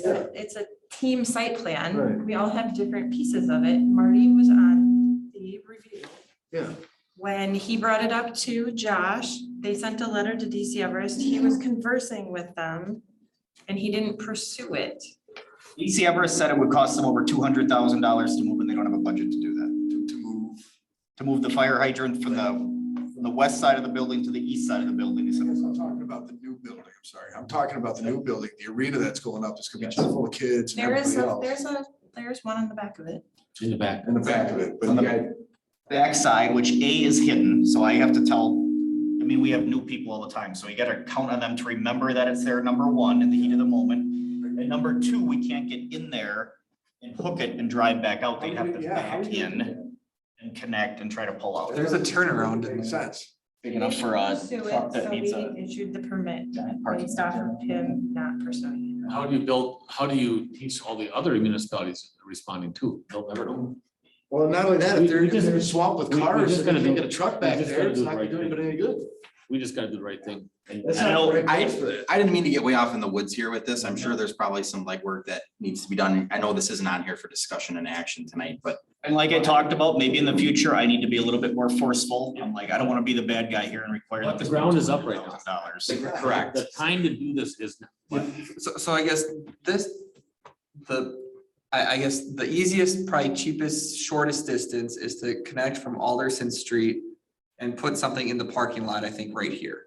You know, That'd be fine. That's about, Redneck or- that's about 300 feet. So I don't know how the phasing works out, but this parking lot is gonna get torn up either yet this summer or fall. That's the first one. You know, at some point here. So the problem is this hydrant that was right here is relocated up there. So to get it back around the building, it's, you know, over 1,000 feet to wrap it around. Can it go Whereas, under the building? what was that? Can it go under the building? Having the brakes. You generally don't in case there's a break. Right. So you don't put that So under that the, parking lot's gonna get all torn up Yeah. correct. and what's gonna go in its place? Parking lot? A new parking lot. With They're lots, redoing. with lots of landscaping? No, we made that go away. Okay, good. All right, thank you. You're I welcome. thought you said that. No, Okay. it's not gonna be configured this way. It's going the other way. They've redone, they've added parking. Call the question. Yeah, there is no question. Actually, can this be done? I Just I a think staff it will, report. it's not on here for discussion. I just It's a staff wanted to make report. sure that we were. They're working to address it. Okay, any, On the agenda. no, yep, we are. Any attorney referrals? We're trying to just do the last stuff first. No, hearing no attorney referrals, any more staff referrals? Yeah. Okay, We get a RFP for demolishing the structures at 5,500 Schofield Ave. is that happening? We have We have one, right? we have a budget proposal, a budget estimate. So can you send out a So- formal, You would probably have to put out a request for bids if it's so gonna. it's send gonna out, be send out a more- formal bid, I would ask. Is there a cost to do that other than the notice? To put a spec together. May I have ask a question, Jim? If we get a request for proposal That'll be, that doesn't obligate us to anything. If we get requests for bids, then somebody's actually gonna want to rip down the Yeah, building. it's gotta be a proposal. So it's gotta be proposal, not bid. We can always reject Not bids. award it.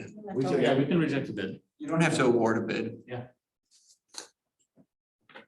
Generally, that pisses people off. Yeah, but I will tell you this though, Jim's got a point. We gotta push, we gotta move. Yeah. We still have castings and pipes there. So I know everything, I know everybody's busy. I know we have a lot of lawn to cut, but this stuff has gotta get done. We gotta push and push and push. And get that thing back on the tax roll. That's what we have to So the do. notes on that I had is, I'd like the bid or RFP to open July 1. Is that doable? No, I don't think so. We're on the That's twentieth like of, next week already. the 20th of July already. Plus, this would have, this is just staff referrals, so this, would this have to come back as a agenda item? Think you would have to.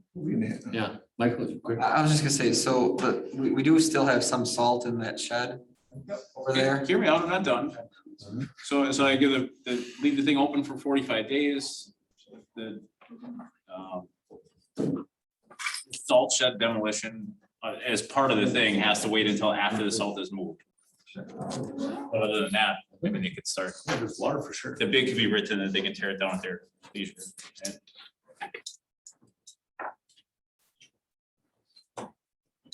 That's all. Any more staff referrals? Remarks from trustees? Do you want to do this in open session too? I mean, right now? Get it done? Okay, no remarks and no remarks for me. Husheng is back next month, right? So Should be, okay. All right, now, motion to move into closed session. Pursuant to Wisconsin stat 19.5, parent 1, parent E, deliberating or negotiating the purchasing of public properties, investing of public funds, or conducting other specified public business, whenever competitive or bargaining reasons require a closed session to wit. Is witness? Yeah, I just wondered. Realtor for, yeah, okay. Realtor for 5500 Schofield Avenue property listing and pursuant to Wisconsin stat 1985, parent 1, parent C, to consider employment, promotion, compensation, or performance evaluation data of any public employee over which the governmental body has jurisdiction or exercises responsibility to wit, candidates for administrative position. Roll call vote. Motion first. Motion to move into closed session. Second by Kevin, second by Pinsalt. Pinsalt. Roll call vote. Maloney, Yes. Cronin, Yes. Ermeling, Hardinger, Here. Pincinel, Yes. Wyland. Yes. We're now in closed session.